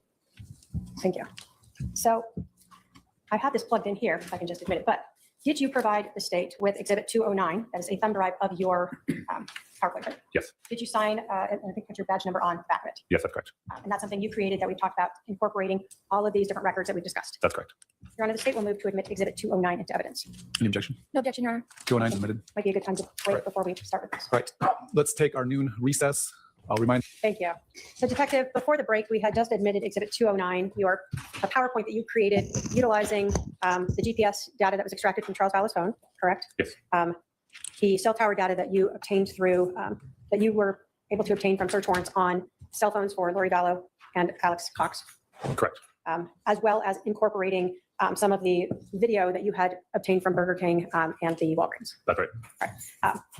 We had attempted to see if you could control this from your location, but you were not able to, right? Correct. So I'm going to have you sort of tell me as we go through when to proceed to the next step, okay? Very good. So on this first page, is this just describing for us the cell phones and the data, where you obtained the data from? Correct. Can you talk to us about what we're seeing here? What is this for? Yes, so I tried to have a slide for each set of records incorporated into the presentation. These are records I was provided. It's not necessarily the case that every one of these things is depicted at some point in the presentation, but these are all the records that was provided, about this number ending in 5452. Throughout the presentation, I'll refer to most of the numbers by the last 4 digits. It's just easier than listing the whole thing out, and they all have unique last 4. So the listed subscribers is listed there, and then also the contact name that was listed in the subscriber records, and then you can see what each of the files was, primarily CSV or XLSX files. These are spreadsheets like you would open in Excel. Next. Yep. Okay, there we are. This is the same title for a different phone number ending 9562. You'll notice this one is T-Mobile, and the way T-Mobile provided their records is a lot fewer spreadsheets. It just happens to be the case that Verizon tends to provide an awful lot of files. It's just the way they maintain their records, and we don't control that. So some of them have records that one spreadsheet may include everything from calls to cell tower locations, and others they separate them all out. Correct. Different businesses choose to keep their records different ways. We don't dictate it. We take what we're given, and then we analyze that. So this 9562 number is for Lori Daybell. That's what the subscriber information listed, yes. And here we have the records related to a Verizon number ending 9120, listed subscriber, Mr. Alex Cox. This is again Verizon, so as you can see, we have that multiple number of spreadsheets in the manner they tend to provide them. And those are sort of the things that were on those thumb drives when we were talking Correct. about the exhibit. Correct. And then this is going to represent the data extracted from Mr. Vallow's phone after the fact. This report that I incorporates only the locations logged by the device. There's other data on the phone that I don't address here. And then you referred to the evidence item of the CH131035-001. Yes. And that's impound number for that cell phone. Yes, that's the Chandler PDSI number for that particular device from which the data was extracted. I mentioned some of this earlier, but again, I have it on the screen here representing that these are location data expressed as latitude, longitude pairs, as you would see in many other circumstances. Any given device may log them more frequently or less frequently, but we can examine the phone and see if they are present. And then for the data point marker, if you would click advance once, when it's represented on the screen, it's going to be represented as a dot with no particular radius, because the way that the device stored the location, it provides a latitude and longitude, but it doesn't make any assertion as to what the error rate on that is. It just says, here's the latitude and longitude that the device recorded on this date at this time. As we go through and we're looking at location data inferred from cell site connections, you will see pins on the map, and they're color coded because one of the easier ways for people to tell which thing we're looking at is what color it is. So you saw on the last slide, I had assigned the GPS location data the color of red. It's just as an arbitrary assignment. And then we have blue for one of the phone numbers attributed to Lori Vallow. We have purple for one of the other phone numbers attributed to Lori Vallow. We have green for the number attributed to Alex Cox. When you see these, those will be what they're associated with. And also, because that could be hard to remember, each slide that represents those records will have tabs up at the top to remind people of what they represent. We can advance, I think. This shape that you will see when we're dealing with cell site connections, this is a visual representation of what the estimated coverage area of a particular cell site would look like if you were above it looking down. So there's the way that the records are stored and the way that they're returned to us by the cell phone providers. They will indicate a date and a time a connection was made. They'll give sufficient information to identify the tower to which it connected and also the face of the tower. So cell phone towers have multiple faces that a device could connect to, and that's going to indicate a direction generally. And then one can estimate what the coverage area of that face of the tower might be, and that's represented on the map as an estimate of the device's likely location area. So when we're talking about the cell phone itself giving you the GPS location, is that more specific than this cell tower data that you're receiving from the providers like Verizon and T-Mobile?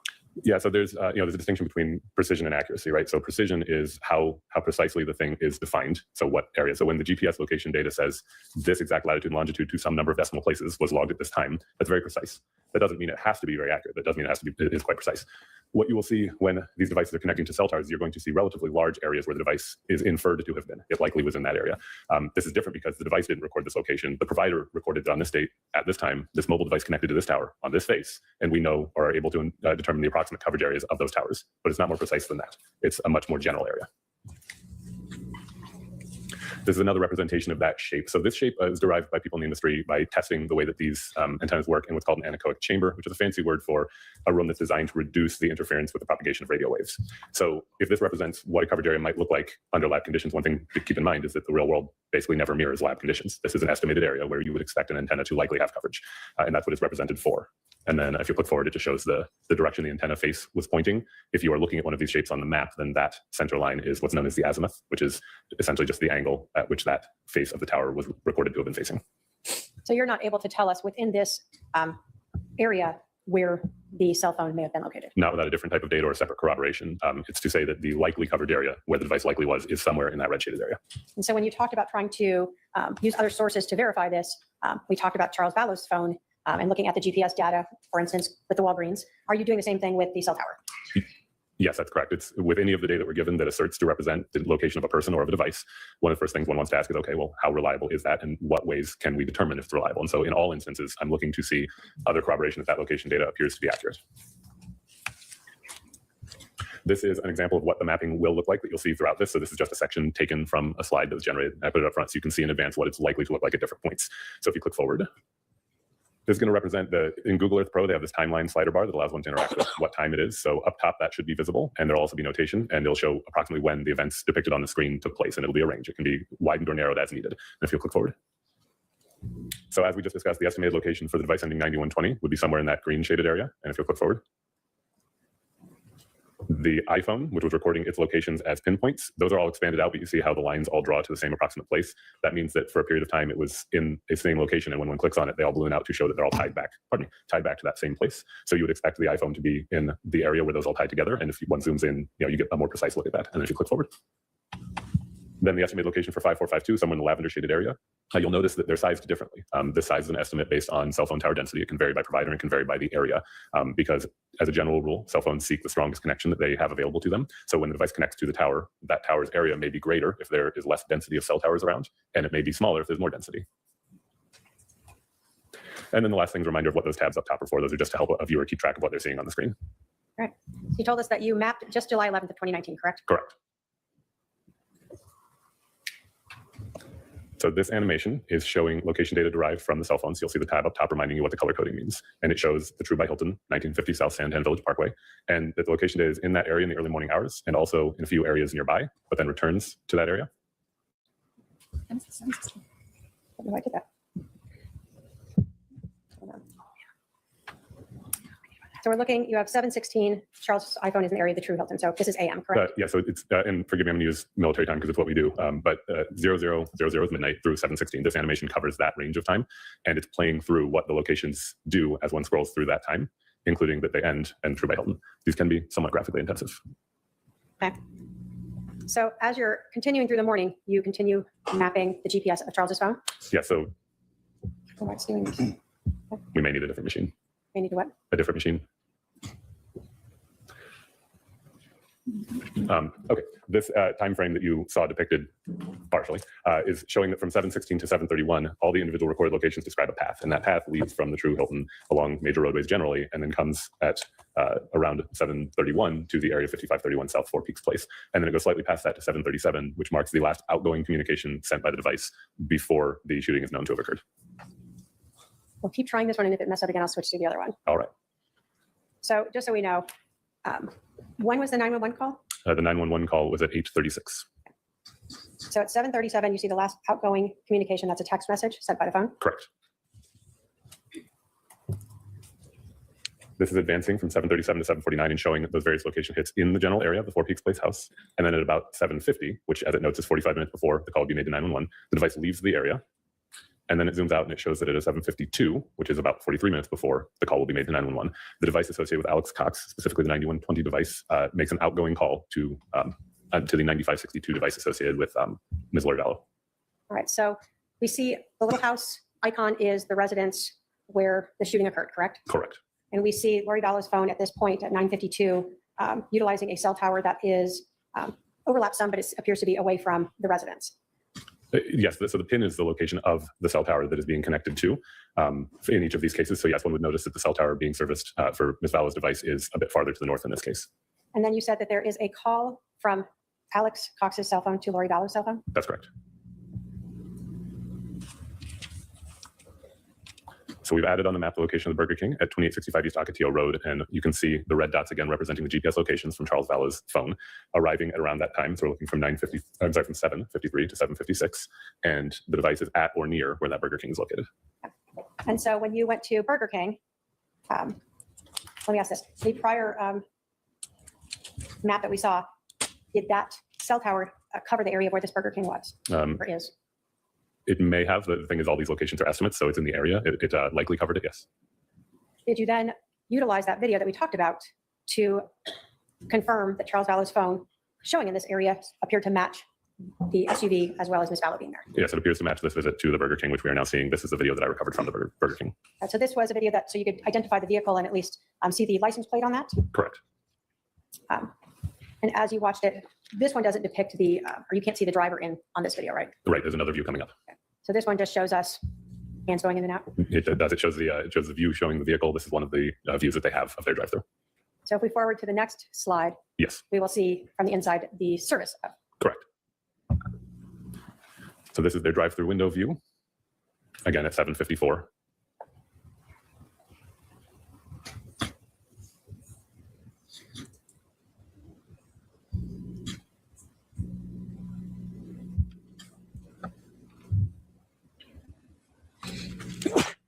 Bless you.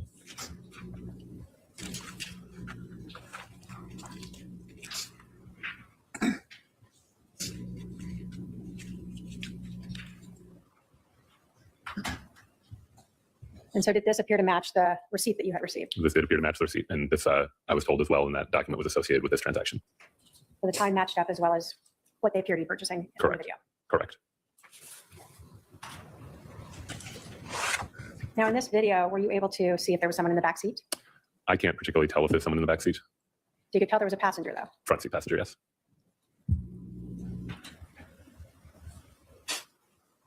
Right, so we see the vehicle pulling away at almost 7:56 according to their timestamp. We can now advance. This video as well is going to show at about 7:56 as the vehicle leaves from that view at the drive-through. So again, we're seeing that the times that are documented on Charles's phone seem to appear with what you're looking at from other independent sources. That's correct. So here we have the location data from Mr. Vallow's iPhone is now moving north. You see those few hits that are rendered in red. That's from 7:56 to 8:06. So that's the time that the vehicle just left and going forward 10 minutes. And then at 8:06, there is this outgoing call from Alex Cox's device to Lori Vallow's device. And you can see the service area for Ms. Vallow's device has also moved north to an area that covers the same area where you see those red data points for Mr. Vallow's iPhone. So now it's clear that from the mapping that Charles Vallow's phone, the GPS data appears to be in the general area of where Lori Vallow's cell phone is utilizing a cell tower. That's correct. And Alex Cox's phone appears to be utilizing a cell tower in the area of the residence at 5531 South Four Peaks. That's correct. Then we have a phone call at 8:06. At this time, has 911 been called? Nope. This location data now goes to an area where there is a Walgreens in Chandler. This is, again, location data from Mr. Vallow's phone. And then it goes north and west to a different Walgreens. This Walgreens at 785 at South Cooper Road is the one from which I eventually obtained video. And we see it's arriving around 8:16 in the morning. Did you go to that other Walgreens? I did not go to that other Walgreens. Did you call them? I did not. So you picked the right one. You called this Walgreens. Were you able to see that the phone was there for a while? Yes, And did that give you a clue that this was the Walgreens that might have some relevant information? more likely correct. So we see those red dots again identified as Charles Vallow's iPhone, the GPS data that was extracted from it. And we see that his phone is in that area around 8:08. Well, it moves to that area. So at 8:08, it was at the one on Lindsay. And then from 8:08 to 8:17, it moves up to the one on Cooper. And that's where we are now, is at around 8:17. And we can tell that from the up on the left-hand corner. The slider up top. Yep, Okay. So then you went to that Walgreens after you confirmed and you obtained video from them. that's right. And is this the video? This is the video. You can see the timestamp at 8:16 as she walks in. And then I think we can advance to the next. So these are just multiple views that they had. The video at the door was motion activated, so I don't control when it starts or ends. Those are the clips that they had. So she's buying 2 pairs of flip-flops. As indicated in the receipt.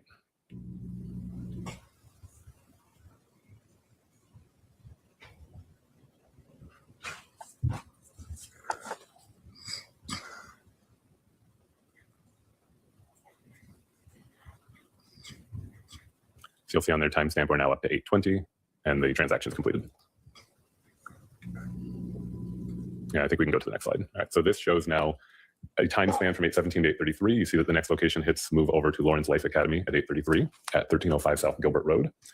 So this is a couple minutes before the 911 call. And then we see the 911 call depicted in that coverage area in the green towards the bottom of the screen. And it shows 8:35 and 54 seconds is when the outgoing 911 call is placed. It shows that number there, 2911, indicating that the call is outgoing from the 9120 number associated with Mr. Alex Cox. And the last location data that we see in this time span for Mr. Vallow's iPhone is up by the Gilbert and Ray area. So where we see that red dot is where Lawrence Life Academy is, or in the general area of that. Correct. And then we see that still back at the residence at 5531 South Four Peaks is Alex Cox's cell phone. And this is when he finally makes the 911 call at 8:35. That's correct. This is an excerpt from the Chandler Police Department's CAD report in this manner, showing the call received and connected at 8:36 and 21 seconds. And this is specifically relative to this case. You can see our report number and the first line of text entered by the call taker. And is that, again, to verify that that phone call you're seeing occurring on Alex Cox's phone records matches up with what is being received? Exactly. And then here at 8:49, we would see, looking at the location data on Mr. Vallow's phone, it's moving south, and that it's about at 8:49 that it arrives in the neighborhood at 5531 South Four Peaks Place, rather, and specifically on that street. So just looking at the data, you would expect the device has now arrived in the area of the house at about 8:49. Now, you told us that this GPS data, that you have no control over when a phone is documenting that. So it's not like every minute or every 5 minutes that it does that. Correct. You're just given the data you're given. That's when it marked again that where it was. Correct. Did you then, again, to try to confirm that this is, in fact, his phone is back in the area by looking to body cam footage to show the arrival of Lori Daybell and Tylee Ryan? Correct. So one way of corroborating if the device is traveling with her and if it arrives at about the same time, our body cameras are all time stamped. The officer happened to be wearing his upside down, so I'll fix that for you in a moment on this slide, but you can see the timestamp there. And if we advance, I highlight a couple of things about this slide. I highlight the sandals. I invert the timestamp so you can read it properly, and I do the conversion because it's in Zulu time, which is Greenwich Mean Time, which is always 7 hours ahead of Arizona. So you have to do a little conversion to get to 8:48 in the morning. So that, again, matches with the GPS data from Charles Vallow's phone showing that his phone was now back on scene. Correct. Now, you continue to track the phone for the day. Yes, so this shows the time span 8:49 to 9. The phone is near the Four Peaks house, as was Alex Cox's device. Advancing a little bit, we see that now Alex's device is up in the area of the Chandler Police Department. And another way that I can check that that appears to be accurate is that I know that he was transported there at about that time. All right, so we saw, before this went purple, that Lori Vallow's cell phone and Alex Cox's cell phone were in the area of the 5531 South Four Peaks. Yes. Along with Charles's iPhone. Yes. And then we see a movement of Alex's phone to the Chandler Police Department. Yes, that area where it was at the end of the slide before the animation overpowered the machine was showing a coverage area that includes the Chandler Police Department. So what are we seeing here then? This is just advancing forward through the day. So showing that if you go to the noon hour, then between 12:13 and 12:36, the device moves up to an area by Santan Village Parkway and the 202. And then there is a tower connection with Ms. Vallow's device ending in 9562, showing that device is also in an area served by that tower. So in this time frame then of 12:30, we see both Charles Vallow's cell phone GPS data and Lori Vallow's cell phone utilizing a cell tower in the area of Santan. Yes, that's right. So this is again showing the trail of those location data points moving forward in time as Charles Vallow's device is moving roughly east. And you can see also connections made by Lori Vallow's phone and by Alex Cox's phone in similar areas at similar timeframes until we get to a point where the device arrives at this house at 1658 East Shari Street in Santan, which I understand to be Mr. Alex Cox's residence at the time. All right, so the address of 1658 East Shari Street in Santan was Mr. Cox's residence. And now at 1:40 or so, 1:30 to 1:40, we're talking about Charles Vallow's phone sending GPS data that it's in that area. Yes, that's correct. So now looking at 1342 to 1407, so that's 1:42 to 2:07 p.m. You see multiple tower hits from both of Lori's devices, and you also see persistent GPS location data from Mr. Vallow's device in that same area. Specifically, this call that you're seeing now in the lavender is known to be a call made to Detective Inclan's desk phone. All right, so we have Lori Vallow in the area of her, utilizing a cell tower in the area of her brother Alex's house, along with Charles Vallow's iPhone being in that area of his house. Correct. And then we see a call to Detective Inclan's desk phone by Ms. Vallow. That's correct. And were you aware that Detective Inclan had called Lori to ask them to return to the scene? I was aware of that. Were you actually at the scene? At that time, I don't think so. Okay. You were there earlier. That's correct. So No, I'm going to correct that. I was there at that time. okay, you were still at the I was scene. still at the scene at that time. Yes. 2 o'clock. Yes. All right, so this next map or slide that we see, what is this time frame we're seeing? Okay, so this advances just a little bit. So it's 1409 to 1418. Again, we still see red location hits for Mr. Vallow's iPhone. We still see blue for Ms. Vallow's 9562 number. And we see this lavender one come up for her 5452 number. It's an outgoing call to a particular phone number that I know to be associated with the Valley of the Sun mortuary. If you advance to the next slide. Maybe. Oh, now you can advance. I was just highlighting the number. This is that same number on their website. So go back, at 2:18, Lori Correct. Vallow is calling the Valley of the Sun mortuary. Yes.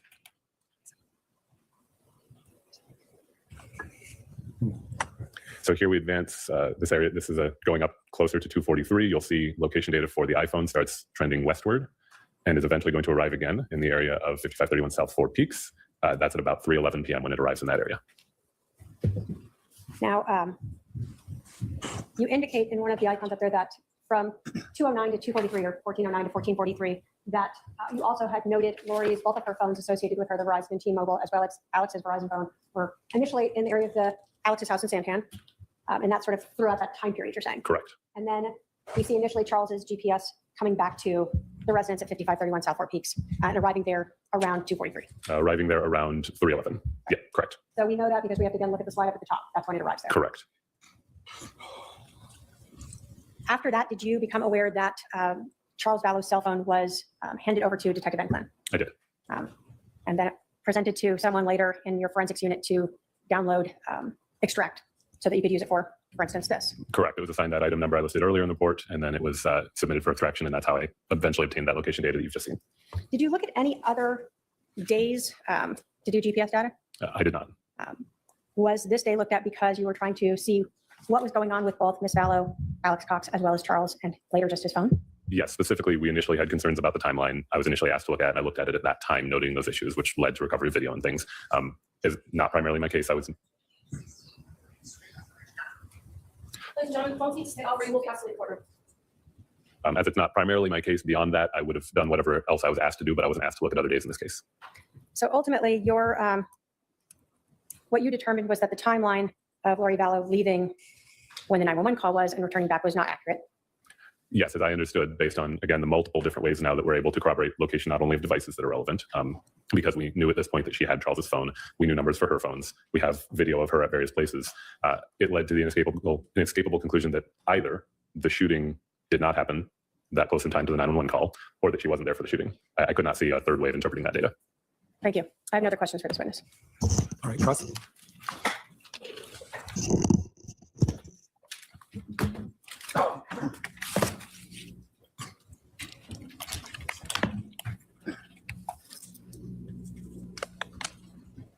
Detective Werther, you had submitted a report on 12/26/2019, is that correct? That sounds correct. And have you had a chance to review that at all before your testimony? Yes. So you found some interestingly contrasting things in your report that you reported on that date. You made a note of his daily text message of love and devotion to me. Do you remember that? I do not. Okay. Then you also made a note of his interactions with women he was attempting to date. Is that correct? I do remember that. Okay. Detective Werther, in your report on page 103, you indicate that Charles went to the airport to meet Florence Hughes and found that she never boarded. Is that correct? Hold on. Object to relevance. What's the relevance of that? It's just in his report, Your Honor, and I was just going over it to see if Well, everything on a police report isn't necessarily relevant. How's it relevant to this case? it's relevant to show what was going on in this right before this happened. This events happened within June and July. All right, it's the objection sustained. Did you learn who Florence Hughes was? I'm going to object again to relevance. Sustained. In your report, Detective, you find evidence that Charles did in fact send someone $1,000. I would object to relevance again. Sustained. I would object to relevance to all of these types of questions.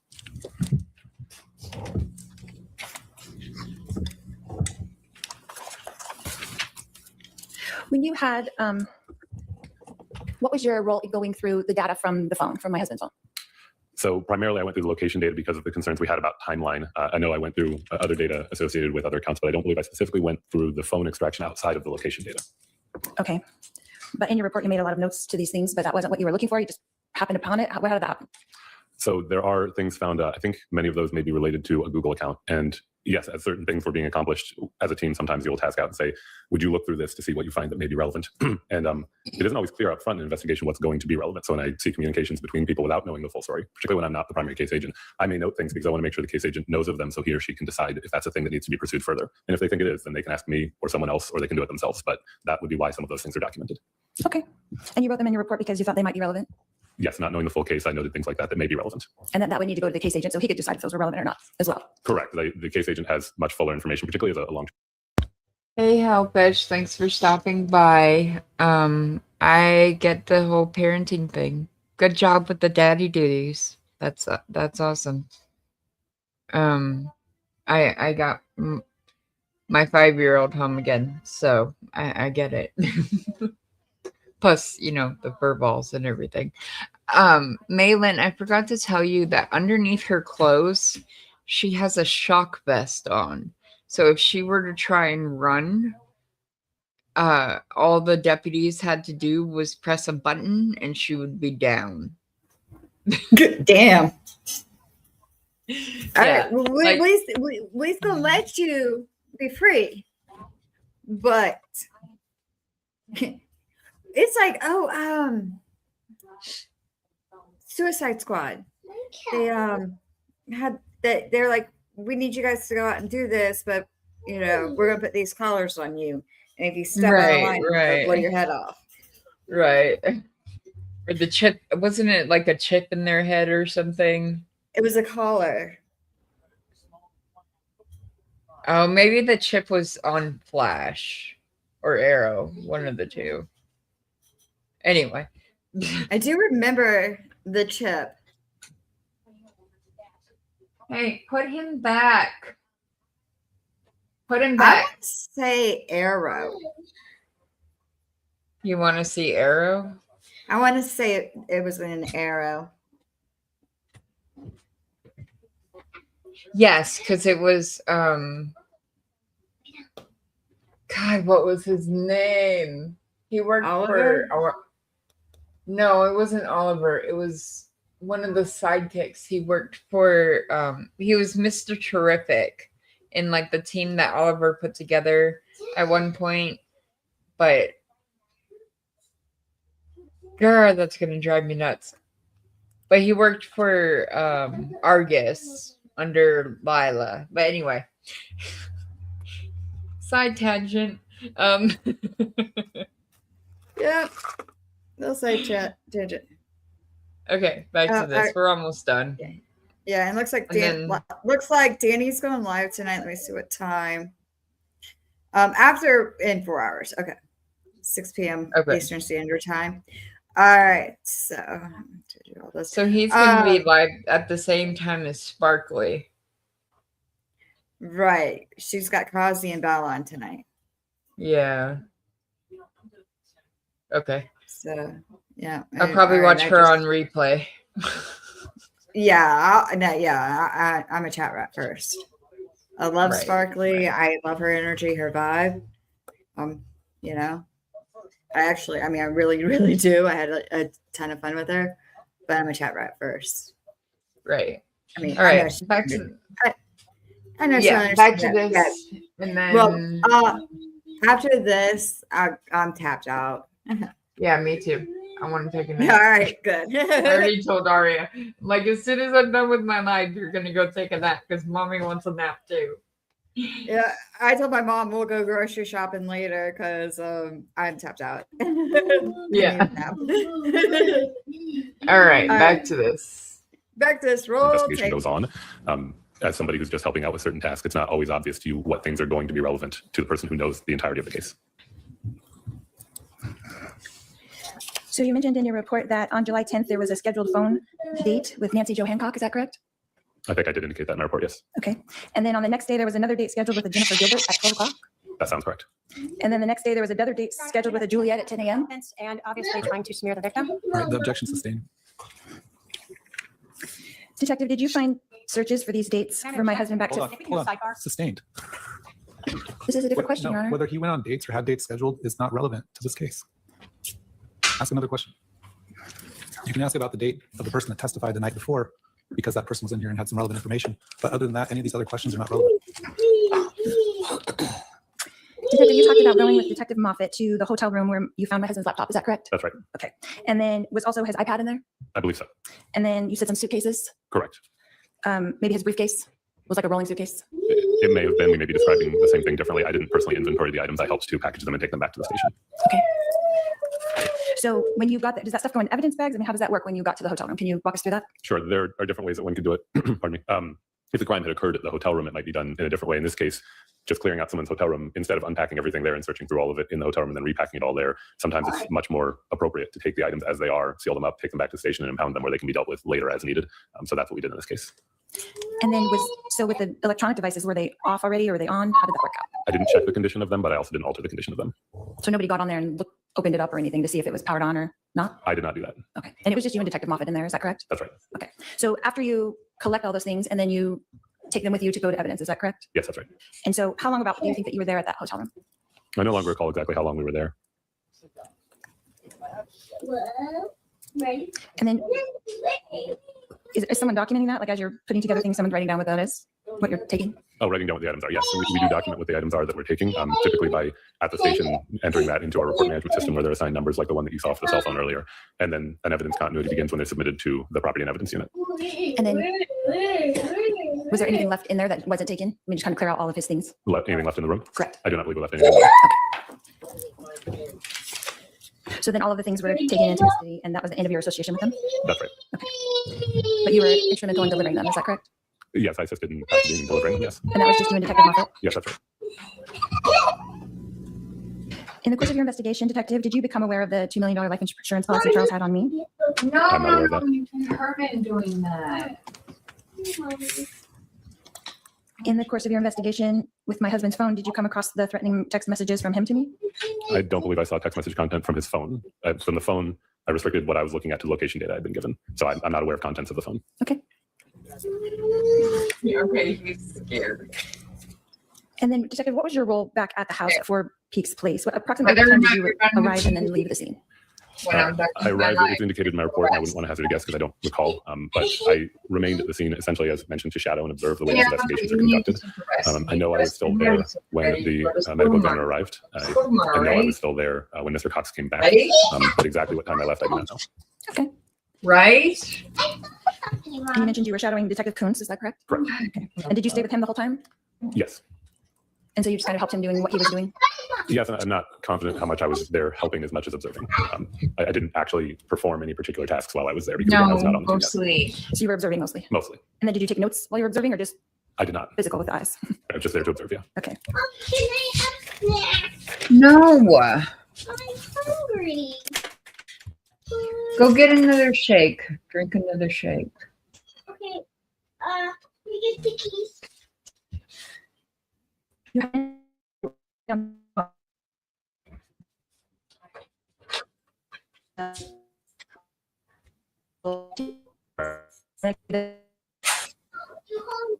Keys?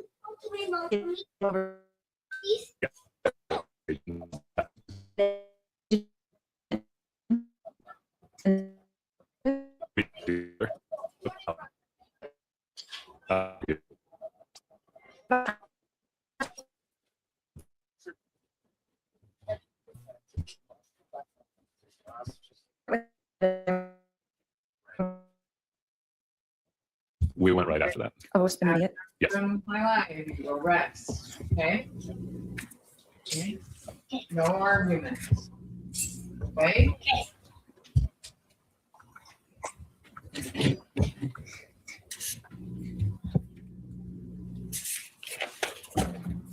How long, Detective, did you analyze all this data before you did your report? Well, that could be a complicated question because initially I only looked at the location data I'd been provided. And initially we were only dealing with location data from Mr. Vallow's phone. And then I wasn't heavily involved in the investigation after that point. As I recall, I was actually out of town some, and so I wasn't heavily involved. And then if you advance to some years later when I had learned more how to interpret cell phone records, and those cell phone records still existed, I was asked to look at them and to incorporate them into an overall analysis. So that now we're talking about something that occurred several years later. And the exact amount of time I spent doing that, I don't know exactly how long that would have been. I still did restrict my analysis to just that one calendar day. in the first place, and then you got more data later. I know there is more data, but I have not gone through and done a thorough analysis of all of the data that has been assembled over the course of whatever time frame has been determined to be relevant in this case. I was asked to look at the day of the event. Okay. But you had other data in this report that was dated 12/26, is that correct? Yeah, that seems right. How long before that 12/26 report did you spend compiling data? That's kind of my question, like weeks or months or just a few days? I'm not sure I fully understand that question. So if this is what you're asking, when you write, for example, a search warrant to an internet service provider, let's say for somebody's Google or for something similar to that, once you send that, you just have to wait. And at some point they give it back to you. And then once they give it back to you, you go through it and you see what's contained in that. You save it to the side as evidence, and then you create a copy so you can go through that. And that's what I did. The amount of time I spent doing that, that's not something that we log. Okay.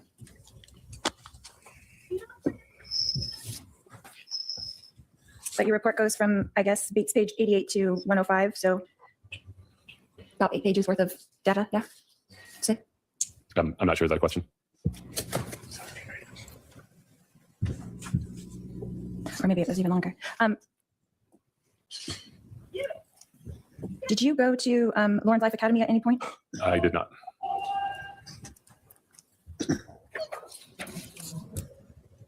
And were you able to identify JJ in the front seat of the car at the Burger King? I wouldn't say that I can definitely identify him. But you indicate possible juvenile with short dark hair in front passenger seat. Is that correct? That's what I was able to see on the video. Okay.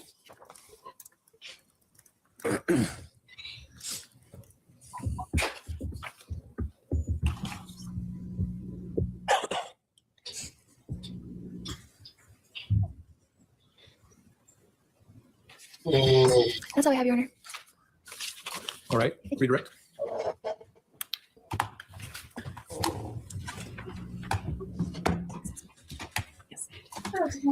When you went to the True Hilton Hotel and picked up all of Charles Vallow's personal property, did you ever review anything from his laptop? Were you provided with extractions from his laptop that you reviewed? I think I was at one point provided that, yes. Did you use any of that data from the laptop in creating your PowerPoint? No. Did you review any extractions from his iPad? I don't believe I reviewed the iPad. No. Did you use that in your PowerPoint? No. Why did you change it again, Aria? Sorry. In your understanding, why were you only asked to look at the day of July 11th of 2019? My understanding specifically was because we were looking at the very significant to us fact that the timelines that we had been told appeared to be inaccurate. The purpose of what I looked at was to examine whether that inaccuracy was supported by or refuted by various different types of location data, video data, other evidence. And again, that's specifically what I looked at is, does it appear that this device, as I had been told, was actually traveling with Ms. Vallow, or does it not appear to be the case? And it doesn't matter to me what the outcome was, but as you can see, there are indications that it was. Beyond that, if someone had asked me, oh, well, now there's some relevant question we want you to look at an expanded timeline for, I would have been happy to do so, but I was not asked to do that in this case. So were you trying to determine whether or not it was accurate if you had not or been advised that the shooting occurred just before 911 was called? Correct. And did what you learned match up with that? No, again, as I said, I will say that the device has clearly departed the scene well before the 911 call and does not return until after the 911 call. The distances make it entirely implausible that the device went all that way that quickly, plus the timestamps are logged prior to the event. And so again, I can see only two possible interpretations. Either the shooting happened much earlier than we were told, or the device and the person bearing it, which I understand to be Ms. Vallow, left well before the shooting occurred. I don't see a third option. Thank you. No other questions? Are there any questions for this witness from any member of the jury? I don't see any, sir. You can step down. Thank you.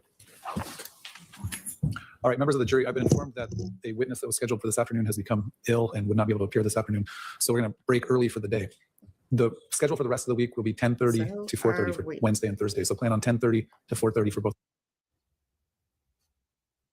Okay, I'm sorry about that. It's okay. It happens. Okay, so yeah, so we have one more witness to go tomorrow, and then stop trying to eat my rings. We'll start at 11:30, and I will be here at 11:30 when we start. Okay. I'm sorry for my stream overrunning today. Oh, It was Babyface Nelson, and I was straight talking that whole time. There's so much information about him he was a crazy dude. He was crazy. Crazy little boy. So, but I will be here on time tomorrow. I don't have any other streams planned. Okay. Those of y'all that are watching us right now, please head over to Miss Scarlett. She is live. I will grab her link real quick and throw it in our chats. Those of you that are watching on X or Facebook, thank you so much for watching. We love you so much for being here with us. Please go ahead and come over to our YouTube channels and subscribe and like over there. My YouTube channel is TC Maylin. Angie's is ANGM 1984 or Angie's World. It's actually Welcome to Angie's World, but yeah, same difference. Welcome to Angie's World. Sorry. Are you trying to talk? Are you trying to be the YouTube star? You're already a star, mister. Yes, you are. Are you already? Are you trying to be a YouTube star? He's fighting with my mic now. Sorry. Follow me on X at TC Maylin. On either Tuesdays or Wednesdays, depending on how I feel and how much research I get done, I will be covering a gangster, old-timey gangster. Like today I did Babyface Nelson. Next week I'm doing Pretty Boy Floyd. On Fridays, Andrew does not stream during the day on Fridays, so I do a Seriously Friday where I cover a serial killer, either active or not. This Friday, I'm covering Robert Picton, a pig farmer out of Canada. We thought, we've been told Canadians were nice. I don't know. We've been lied to, Angie. We've been lied to. Oh, that's too funny. Let's see here. Most Canadians are nice. Every Canadian I've actually met has been wonderful. But also on Saturday mornings between 10:30 and 11:30, I will be covering a current case that's going on. This Saturday, I am going to be talking about Ashley Fillon. She was unalived out of Tip City, Ohio. She was unalived by her pastor husband, who was American Idol contestant. So I'll be covering that one on Saturday. Sad case, very, very sad. If you have any case suggestions, like a current case that you just don't think people are talking about enough, email me at tcwmaylin@gmail.com or DM me on Twitter at tcmaylin. If there's a gangster that you want me to cover, same thing, email me or DM me. Same thing with serial killer. Donations are never required, but are very much appreciated. My Cash App is $TC Maylin. All right, butterflies. I love you guys. Always, always go out with love and peace in your heart. Go out there and pollinate the YouTube algorithms. I'm going to let Angie speak. Okay, you're going back in the playpen and you better go sleep. You've been up all morning, sir. Okay. So, like she said, donations are never expected, but always appreciated. Screen. My Cash App is $. Turn it down, please. $Angie M 1984 YT. Venmo at NGM 1984. Buy me a coffee. NGM 1984. X. You can follow me at Angie M 1984 YT. Facebook Angie Mead. And that's it. And email her at AngieM1984YTube@gmail.com to join Angie's very fun Discord. Yes. That we never do anything in. But anyway. Shh, don't tell them that yet. Don't tell them that we're actually pouring. Right. All right. Well, Yeah, I hope everybody we're just normal moms. pretty much, yeah. Not Actually, Jen yeah. McCabe, not Jen McCabe level normal mom, mind you. I do But- not have peanut butter and jelly in my car. No. I'm sorry. You're going to get a candy bar. If you're hungry, eat a Snickers. Damn it, I don't care. Right. Ladybug, I can't see through you. You make a better door than a window.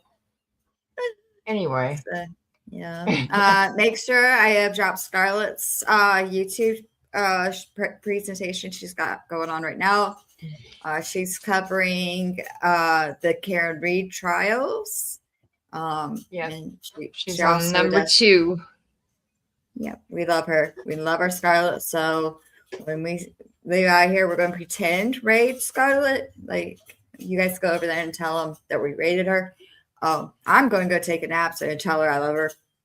Tell her I love her, but Me I'll see her on the too. other side. Yep. All right. Have a great day, everybody. Oh yeah, and we'll be we back will here s- tomorrow at 11:30 to finish up. Yes.